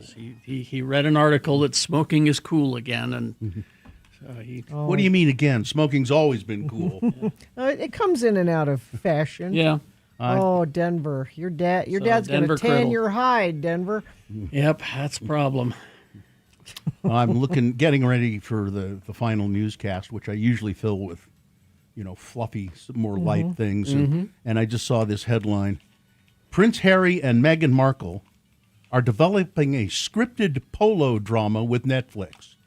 So it's a drama centered around the game of polo. Oh, good. Something we can all relate to. Exactly. Polo. Well, doesn't everyone have a polo favorite polo team? A polo. I have a polo pony. Yeah. I don't think anyone will watch. They have this other thing they did with Netflix was a total bomb. Yeah. An abysmal. They've tried to brand certain, home products and things like that. Nobody cared. That's not gone well. Nobody cared. Yeah, nobody cares. Yeah. Nope. I used to not have anything against them, honestly, but they're beginning to irritate me. I don't have anything against them. I just think, like when I thought that they were just, they don't want to be royal. They want to just be regular people. Yeah. Okay, well then just go be regular people. They're trying to be, regular people like polo pony people. They're trying to be, like influencers and TV and just go. Yeah. Get a job in a shop. Yeah, sure. Make candles. Listen. I'm sure that Harry has zero marketable skills of any kind. He knows how to play polo. I don't know even that. I think he knows people who play polo. I am sure Meghan was not treated well. I'm sure of it. That's true. But but two things can be true, and I think she's problematic. You think? Yeah. All right. Again, I started to care for a moment. Yeah. Just pull myself back. Yeah, just don't. Stop caring. But won't polo draw you in? The lure of polo? Yeah. No. I don't have a traffic here, but somebody just texted in. There seems to be what amounts to a front bumper on the freeway, I-80 westbound, just before the exit to the airport. So if you're missing a bumper, that's where it is. Seeing a lot of that lately. Yeah. All right, we got some big boy news coming up. Stand by for that. After these messages, Holiday Oil, Gina, they're hiring, I understand. You know, as I read this... I know, right? We don't have any of these. We don't. perks. So Holiday Oil is hiring. They're having a hiring fair. This is today from 4 to 6 p.m. at 8166 South Bacchus Highway in West Jordan. They're opening a brand new store there. You can walk in, meet the Holiday Oil team, get interviewed on the spot, whether you're looking for a summer position. Lots of kids are getting out of school looking for something to do, or even a full-time career. Holiday Oil has something for you. Here's what you get. Competitive pay. Okay. Flexible scheduling. For full-time team members, you get great benefits, including a 401k with a company match. We don't have that. Health benefits, discounted gas, free car washes, tuition reimbursement, and free gym memberships. Wow. Those are great benefits. Plus, I bet it's a really cool place to work. Yeah. And they got all the good sodas there and stuff. Now, if you can't make the job fair today, that's not a problem. You can apply anytime online at holidayoil.com/careers. That's holidayoil.com/careers.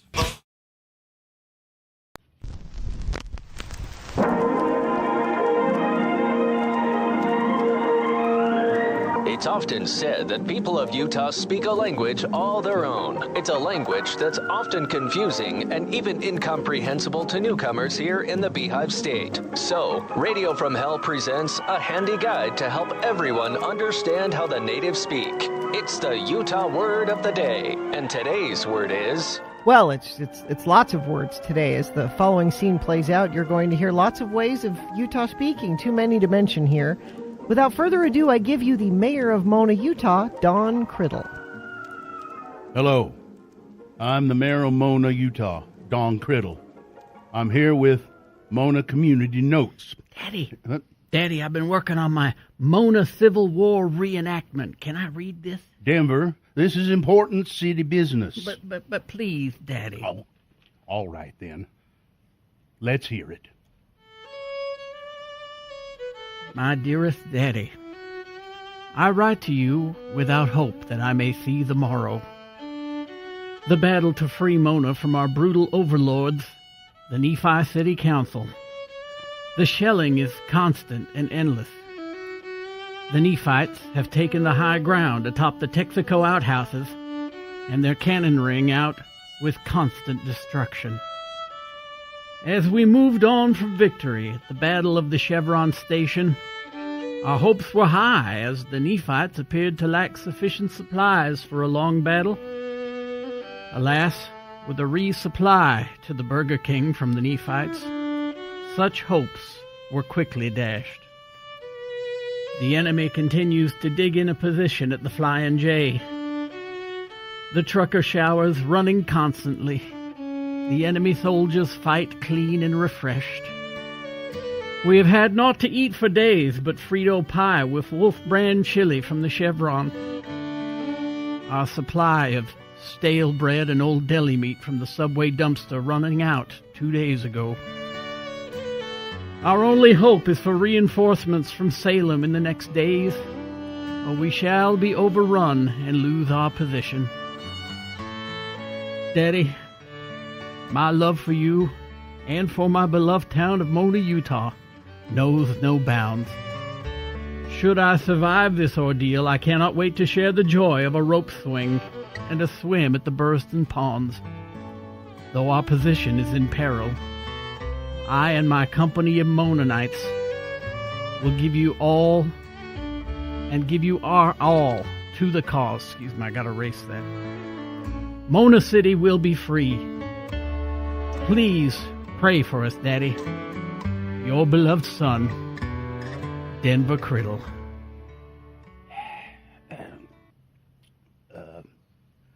Folks, I love my boy. He has a real strong imagination. Denver, I think maybe it's time you started up with that counselor again. You like Dr. Dinklage, don't you? Oh, I do, Daddy. She's so nice. But didn't she say that there was no point in me coming back? Join us again some other time as we examine how the Utah natives speak with the Utah Word of the Day.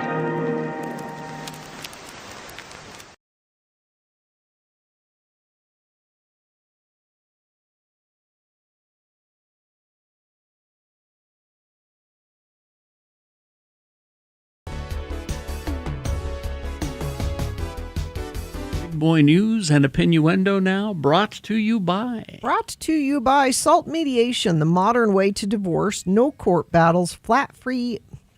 You try saying flat fee Flat fee what? Flat fee mediation. Flat fee mediation. Uncontested services and attorney-prepared paperwork with no court appearances. Visit saltmediation.com to schedule your free consultation. Sorry, Wade Taylor, I messed that up. And remember, the views expressed on X96's Radio from Hell show do not necessarily reflect the opinions of Broadway Media, its management, owners, or advertisers. This program is intended for mature audiences. Parental discretion is advised. Well, this headline caught my eye. Circus performer sets new record pulling 2,184-pound carriage with nipples. Okay. A carriage with nipples? The carriage has nipples? What the hell is that? Pulling a 2,184-pound carriage with nipples. Why would you have nipples on a carriage? I don't know. Let me read into this story and see if it'll explain it. Oh, there's a picture, x96.com/live. I don't see any nipples. I don't see any nipples. That hurts. Oh, it's his nipples. Yeah. Huh? That hurts. Yes. It was Mr. Lifto, the old Jim Rose Circus Sideshow. Mr. Lifto. But that's not this guy. No. Mr. Lifto could do that with his nipples and other parts of his body, which I saw him do live, and it made me ill. A Finnish circus performer known as the Baron broke the Guinness Book of World Records for heaviest vehicle pulled by nipples. So they could have just put the word by in the headline, and it would have hauling that carriage using his body piercings. The feat occurred on a German TV show in Munich, or München if you prefer, where his partner sat in the carriage to reach the required weight, using what he calls, "Jawohl, I have the world's strongest nipples." The Baron surpassed the previous. Somebody else set another record, 2,179.27 pounds, held by American performer Sage Werebrook, known as. Yes? I see. I don't read these things ahead of time. Maybe you should. Known as the Great Nippolini. Well, that makes sense. Very sensitive nipples. Okay. Let's move on to some other items here, shall we? People in West Valley who like to golf are very happy. Golfers at the Ridge Golf Club in West Valley, they're breathing a sigh of relief after city officials confirmed that the facility will stay open at least for this next season, the 2026 season. A lot of people love that golf course. I think it's a sort of an inexpensive place, and people just love going there. West Valley people love that place. Yeah, there's plenty of water. So Jeffrey Epstein's accountant and his attorney have both said that federal government investigators never interviewed them about the late financier's crimes and their work with him, according to deposition videos released by the House of Representatives Oversight Committee. Richard Kahn, Epstein's accountant, and Darren Indyke, Epstein's lawyer, said in hours of closed-door interviews with the committee that they did not witness nor were involved in any wrongdoing relating to Epstein. Both said that they were not interviewed by federal investigators about their knowledge of Epstein, again highlighting the large gaps in the Justice Department's work holding Jeffrey Epstein and his associates accountable for his crimes. Kahn said in his deposition that he's never been questioned by any government authority, and Indyke said, "I don't think I was either," when I asked about law enforcement agencies had questioned them about Epstein or about Ghislaine Maxwell. Nope. Both said they regretted working for Epstein, who was found dead in his holding cell as death ruled as a suicide. Indyke said, "I drank the Kool-Aid at the time and stayed in the job even after Epstein had pleaded guilty to soliciting a minor." The lawyer said his role with Epstein was transactional and not personal. So NASA is canceling plans to deploy a space station in lunar orbit and will instead use its components to construct a $20 billion base on the moon's surface over the next 7 years. It's about time. They're planning on doing this over the next 7 years. So they were going to have an orbiting space station. They said, well, we can use that stuff to just actually build a place on the moon. That's what we're going to do. This is according to Jared Isaacman. He was sworn in at the agency in December, made the announcement at the opening of a day-long event at NASA's Washington headquarters, at which he outlined a raft of changes he's making to the agency's moon program. So, the Lunar Gateway Station, already largely built with contractors Northrop Grumman and Vantor, was meant to be a space station parked in a lunar orbit, but they're going to just repurpose it for the surface. But it's not real easy to do, but we're doing it, they said. Why? Why what? Are they doing it? Because then it'll be a jumping off point to go to other Mars places. or other places. Netflix. Oh, I already did this. It's the polo drama. Prince Harry and Meghan Markle. They're developing a drama based around the rivalry of two teams in Wellington, Florida's upscale equestrian community. And is it starring Meghan Markle? Well, me? You want me to be in it? Oh. It does not. It does not say. Netflix chief content officer Bella Bajaria dismissed reports of a falling out with the couple, stating, "Don't you believe what you read?" confirming ongoing projects in development. Their previous polo documentary, so they've had a documentary about polo. That's what we know. We know polo. Earned modest viewership with 1.1 million views. Modest viewership. Not, which means it didn't do so well. Snooze ice cream. Tell me about it. Snooze ice cream is built for one specific luxury. Yes. Sleep. Yes. Ice cream at night usually comes with a trade-off. It hits in the moment, and then you're wide awake wondering, why did they do that? Snooze tries to change that dynamic. Instead of loading up on sugar and additives, it flips the formula and builds around ingredients tied to winding down, like chamomile, magnesium, theanine, and lemon balm. The goal. Well, what does it taste like? I don't know. The goal stays, I haven't tried it. The goal stays simple. Keep the comfort of a late night dessert with the part that messes you up, or without the part that messes up your sleep. This isn't about turning ice cream into a strict wellness product. It's about meeting a habit where it already exists. People already reach for something sweet at night.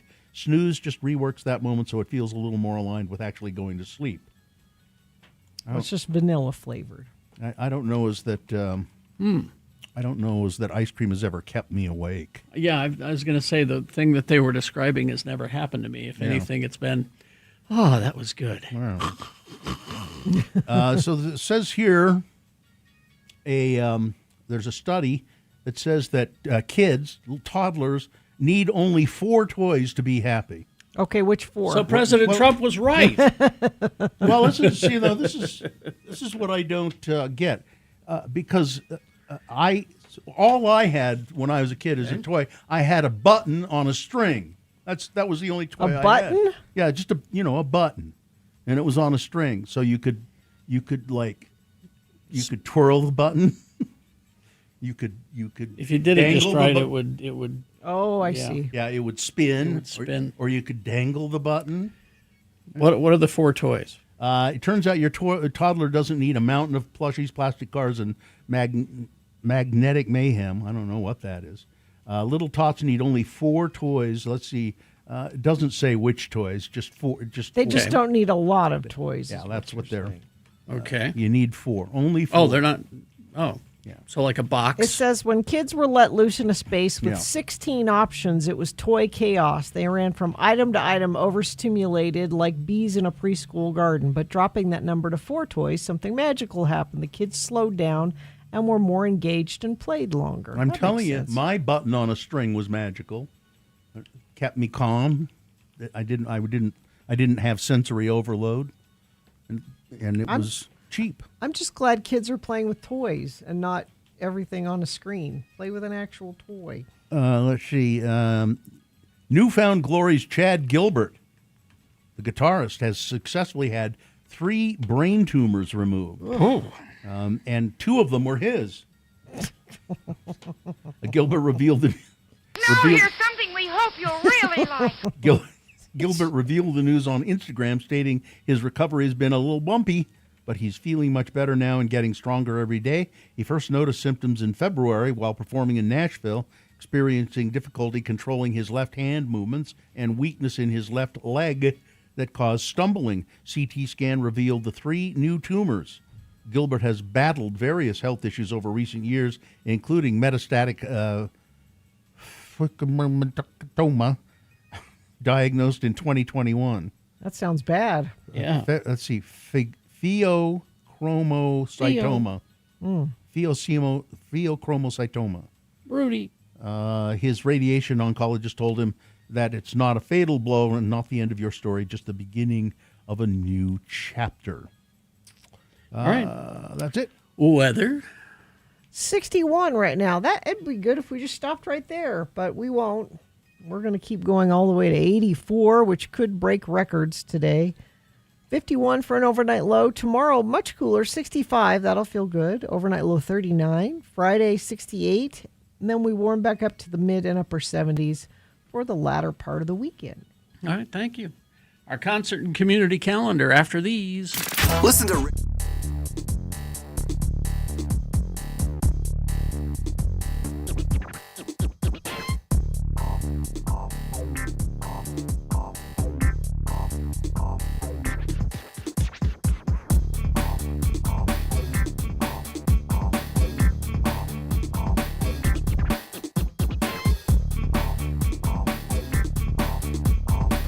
Well, Punk, let's get to the movie review, shall we? There we go. That's why nothing to spend in the summer in and out of health facilities, like 18 Fingers of Death. Tell us who stars in this opus. Well, this is the only movie that's better than 17 Fingers of Death. Yeah. It stars James Liu. Oh, so this is a sequel then? Yeah. Yeah. He's Buford, the down-and-out action hero. James Liu, okay. Okay. And we got Maurice Patton. Yeah. He's Ronald Mack, the college student and wannabe director. Okay. Lisa Arturo. Nope. She's Sushi Q, the Honorable Fortune Cookie CEO. Okay. Pat Morita. Oh, well, there's a name I recognize. Arnold from Happy Days. So I know this movie's at least a year old, right? Exactly. Well, I noticed he's got lots of others that are in post-production. Oh, God. All right. He's the humble restaurateur. We got Lorenzo Lamas. Lorenzo Lamas? Yeah. He's a Antonio Bandana, the singing martial artist. Okay. Robin Shue. This sounds like just a great movie. Oh, yeah. He's Jackie Chong. Yeah. And we got Charlie George Brown as Chuck Snorris. Chuck Snorris. Okay. Oh, God. And Kurt Graves as Steven Seafood. Okay. Tell us the plot of 18 Fingers of Death. Well, as far as I can tell, this guy starred in 803 of the finest action movies ever filmed. But he's come up with a script for what could be his breakout role. But when the producers back out and pull his funding, he's forced to pull out the "Will Work for Kung Fu for Money" sign and sell his Kung Fu movie memorabilia in order to get enough money to make a movie in 1 week for the Sundance Film Festival. God. And they managed to get like about 90 minutes out of this? Yep. Jeez. A full 90 minutes. All right, have you got a scene from 18 Fingers of Death? Yeah, I thought I'd give you a little Pat Morita. Okay. Oh, good. Pat Morita. So here we go. Oh, Mr. Lee, listen, I've always been wanting to know, do you have Chinese Jews? Chinese Jews? Oh, very sorry, today is no Chinese Jew. We only have the apple Jews and the orange Jews.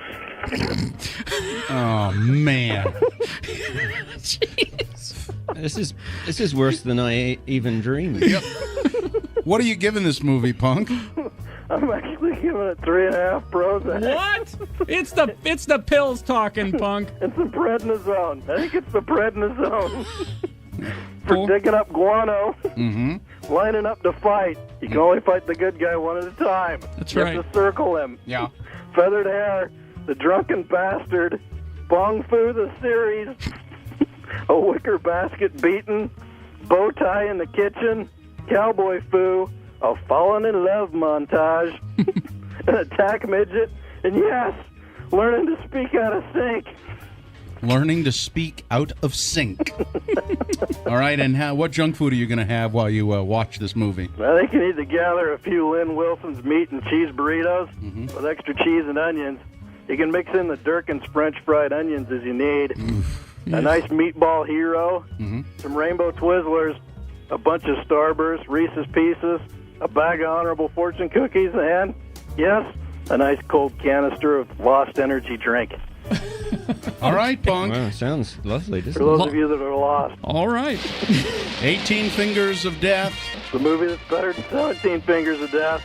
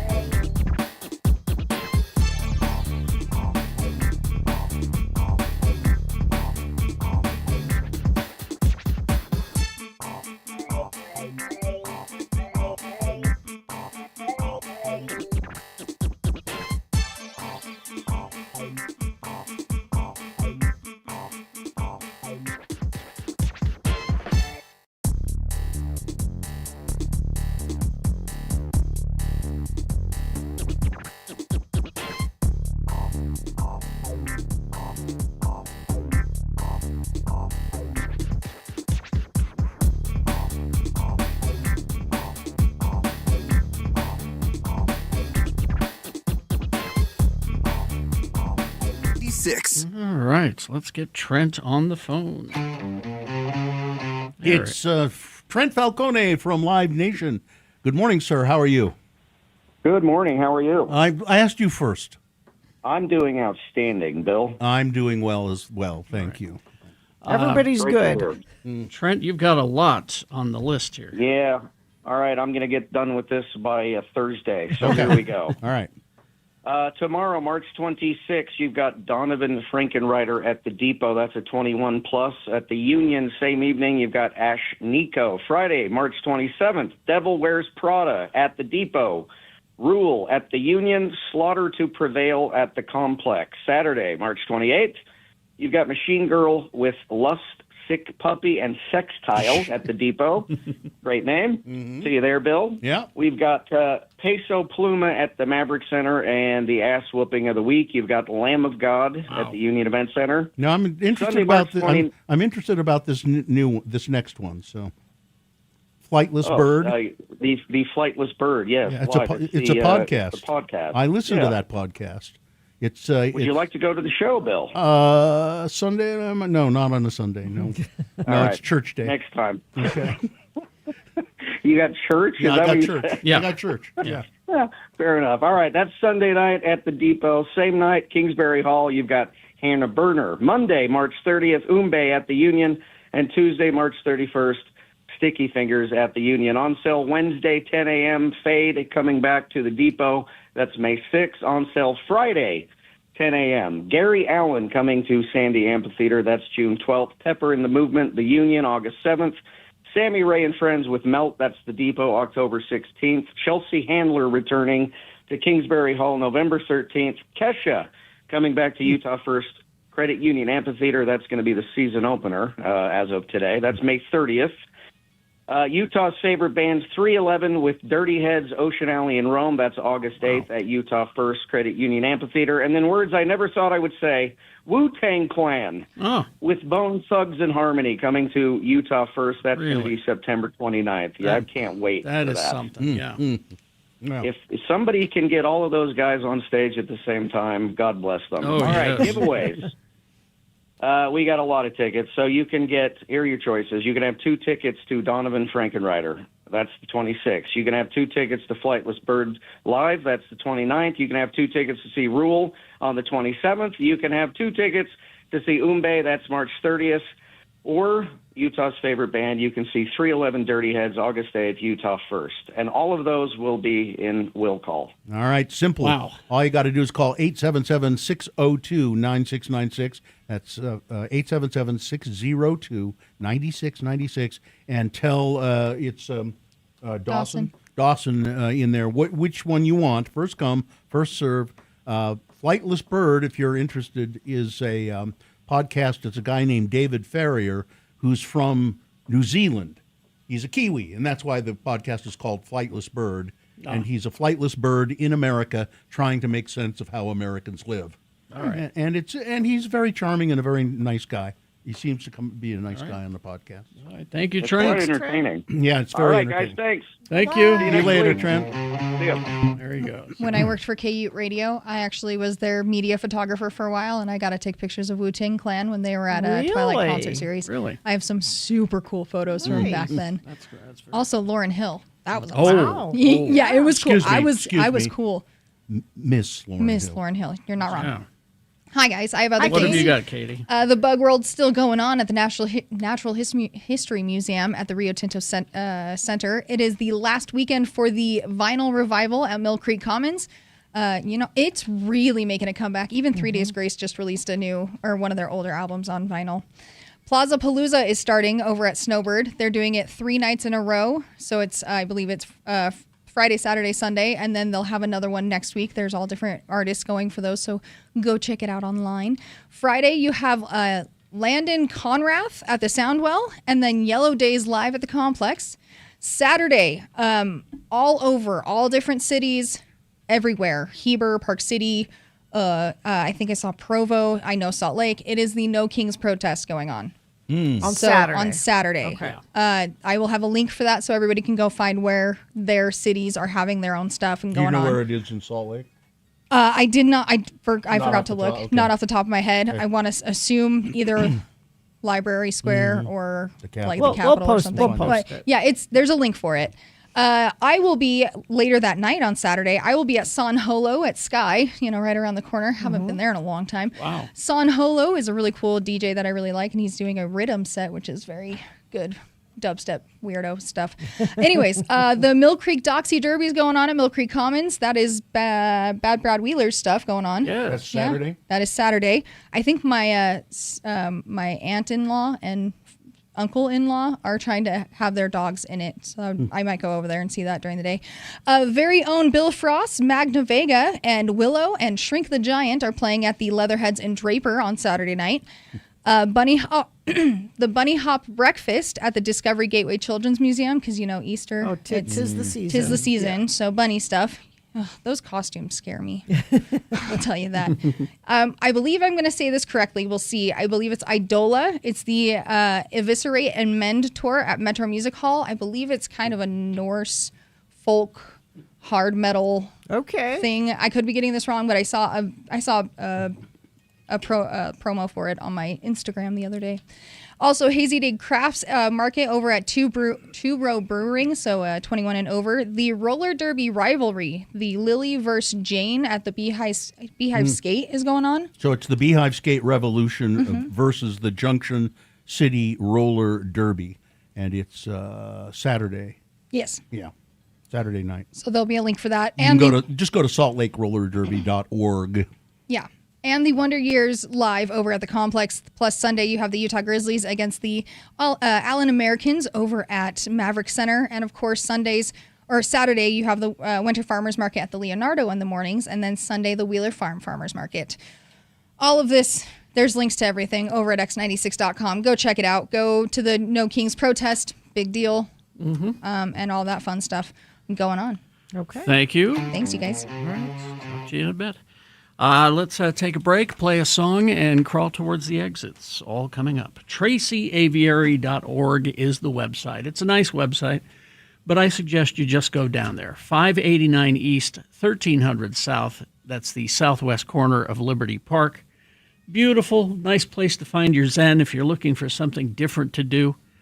Tracy Aviary in Liberty Park, and today would be a nice day for it. The weather's perfect. Aviary, home to more than 300 birds, representing about 100 species from around the world.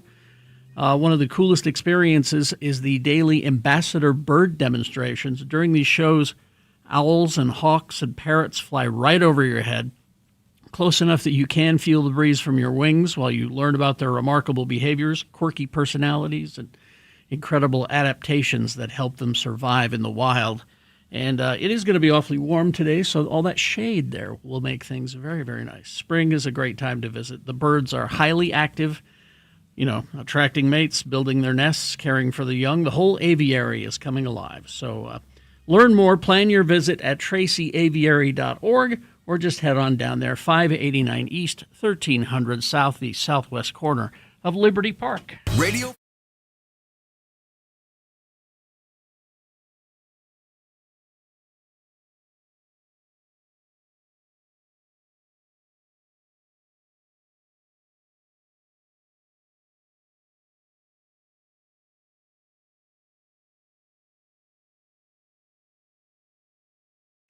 People are talking a lot about The Last of Us. Yes. And the Salt Lake City episode. Yes. And there was a story today. I think this was at I forget where I found it. But what did The Last of Us get right and wrong about Salt Lake City? And so people examined the scene. First of all, it's worth pointing out it wasn't filmed in SaltAke at all. Well, no. They're filmed up. It's filmed up in Canada, in Alberta. But these are exterior, shots that they blue screen in. And they got the right buildings. It looked cool, but there were several. There are several downtown skyscrapers prominently displayed in the background. You can go to x96.com/live and. As well as the Salt Lake Temple. It is there. I didn't really notice it, but it's very faint. It's got scaffolding on it. That's why it's hard. And they got the mountain peaks right. Mm-hmm. Fans noticed the building locations were a little bit off. Just one slightly. shot seems to use a view from the Triad Center, but Wells Fargo building is on the wrong side of the temple. And then there's a baseball field in the foreground, which there isn't one, but they say there's a baseball field by West High, which is a little close to there, so maybe that's where they got it. There's also no St. Mary's Hospital, which serves as the pivotal setting for the episode. Mm-hmm. And there is a St. Mary's neighborhood in Salt Lake and St. Mark's Hospital in Mill Creek. But so they did, it says here, they did their architecture homework pretty well for the most part. But one detail is... and this is like a plot hole, they say. So this all happens, The Last of Us, it all happens in 2003, I think is what they say. That's this takes place allegedly in 2023.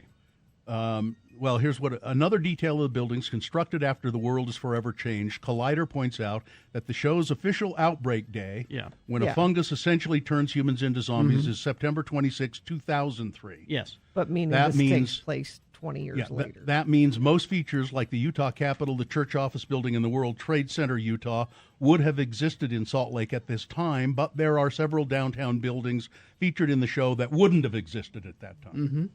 Like 222 Main, that big 99 West, and 111 Main. So I won't let that take me out. No, it doesn't really. As a matter of fact, they show it pretty quickly, and it's both my wife and I said that looks really cool. I mean, it does. It just looked cool. And they also looked into. So there's, I guess in the video game there are giraffes. Yeah. That's a thing in the video game. This last episode, apparently, from people I've talked to who have played the games, they say it stays pretty close to the game. And so there's giraffes, and somebody asked, I don't know if this is in that article you're reading, Bill. Yeah. Okay, so let's say they escaped from the Hogle Zoo. Sure, why Would not? they be alive 20 years later? And they said, they could. I would think the locals would have hunted down and eaten them. Giraffes can live up to 30 years under human care, usually 25 in the wild, according to. But see, they could have reproduced too. And it's cute. Hogle Zoo actually was tweeting about it, which was kind of funny. The show has been renewed for a second season. It'll center on a storyline of the video game sequel, and it'll expand the storyline they're going to expand it to allow for more than just 2 seasons. Oh, really? Yeah. They smell the money. Yeah, so yes, they do. Because the original plan was just to do 2 seasons based solely on the plots of the games. And we hope they flash back to Salt Lake City. Maybe we'll learn what happened to all the other animals at the zoo. Where did they all go? Well, I mean, it sounds like they left Salt Lake. Oh. What? I keep talking like people have seen it. Okay, I'll wait. Yeah, I still haven't seen this episode. It's it's good. It's so good. It's so good. I just want more cordyceps in it, though. I want more fungus people. See, here's what's interesting about this show is that I don't need them. I love them. I mean, it's like Walking Dead went out of their way to push zombies at me to the point where it was like, okay. Get it. And with this, I just want a few more. Fine. Just a few more, because they're cool looking. I like the fungus growing out of their heads, and I don't like it when it comes out of their mouth. And well, then you're going to have a problem coming. I don't like that. Yeah, that's not good. Depending on your screen size, you're going to. Yeah. So, and that one when the woman kissed. Why'd she just stand there and let him? His she girlfriend. knew she was going to go sometime. Yeah, but why just? I didn't like that. She's buying time. Now, is everybody we know watching this thing? This show, according to the latest ratings that I saw, this last episode beat House of the Dragon. Oh, okay. So people are catching up to this show. They're like word of mouth has gotten out about how good it is, and now they're all catching up and watching it. So this is their new big hit, and I'll bet it costs a lot less to make than Game of Thrones. I would think. Yeah. That's because they did it in Canada. Yeah. Things are cheaper there. And they have better health care there. Well, and they could feed the crew by just taking them to Tim Hortons. That's right, eh? That's all you got to do.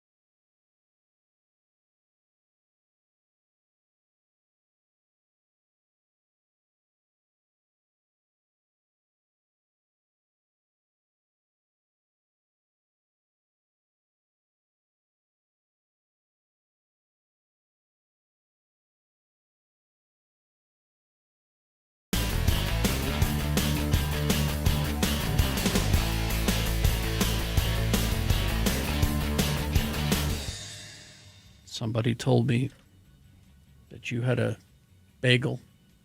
Who had a bagel? That looked like a donut that I had in February. Huh? Nobody has a bagel. Last year. Because a bagel would have been nice this morning. But How do you like your bagels? Not with cream how do you cheese. think I? Yeah, I like them with nothing on them. Dry. Toasted. Dry. No butter. Nope. Really? Me and Dan Aykroyd. Really? Dry white toast. Dry white toast. That was something I wouldn't admit. Why? You and Dan Aykroyd. He likes dry white toast, or his character. Well, a bagel is different than toast. It's not really. Why not put some jam on it? No. Why not put some peanut butter on it? No. Peanut butter, jam. I know you won't eat cream cheese. No. You just don't like anything that has any kind of an accent or any kind of a... I like things for what they are. You like things the bagel tastes good. It you doesn't like things need that are anything plain and bland. Bagels have accents? You don't like you. Yes. Although you'll put A1 on and ruin a good steak. That's what it's made for. To ruin steaks, yes. It says right on the label. A1, ruin steak.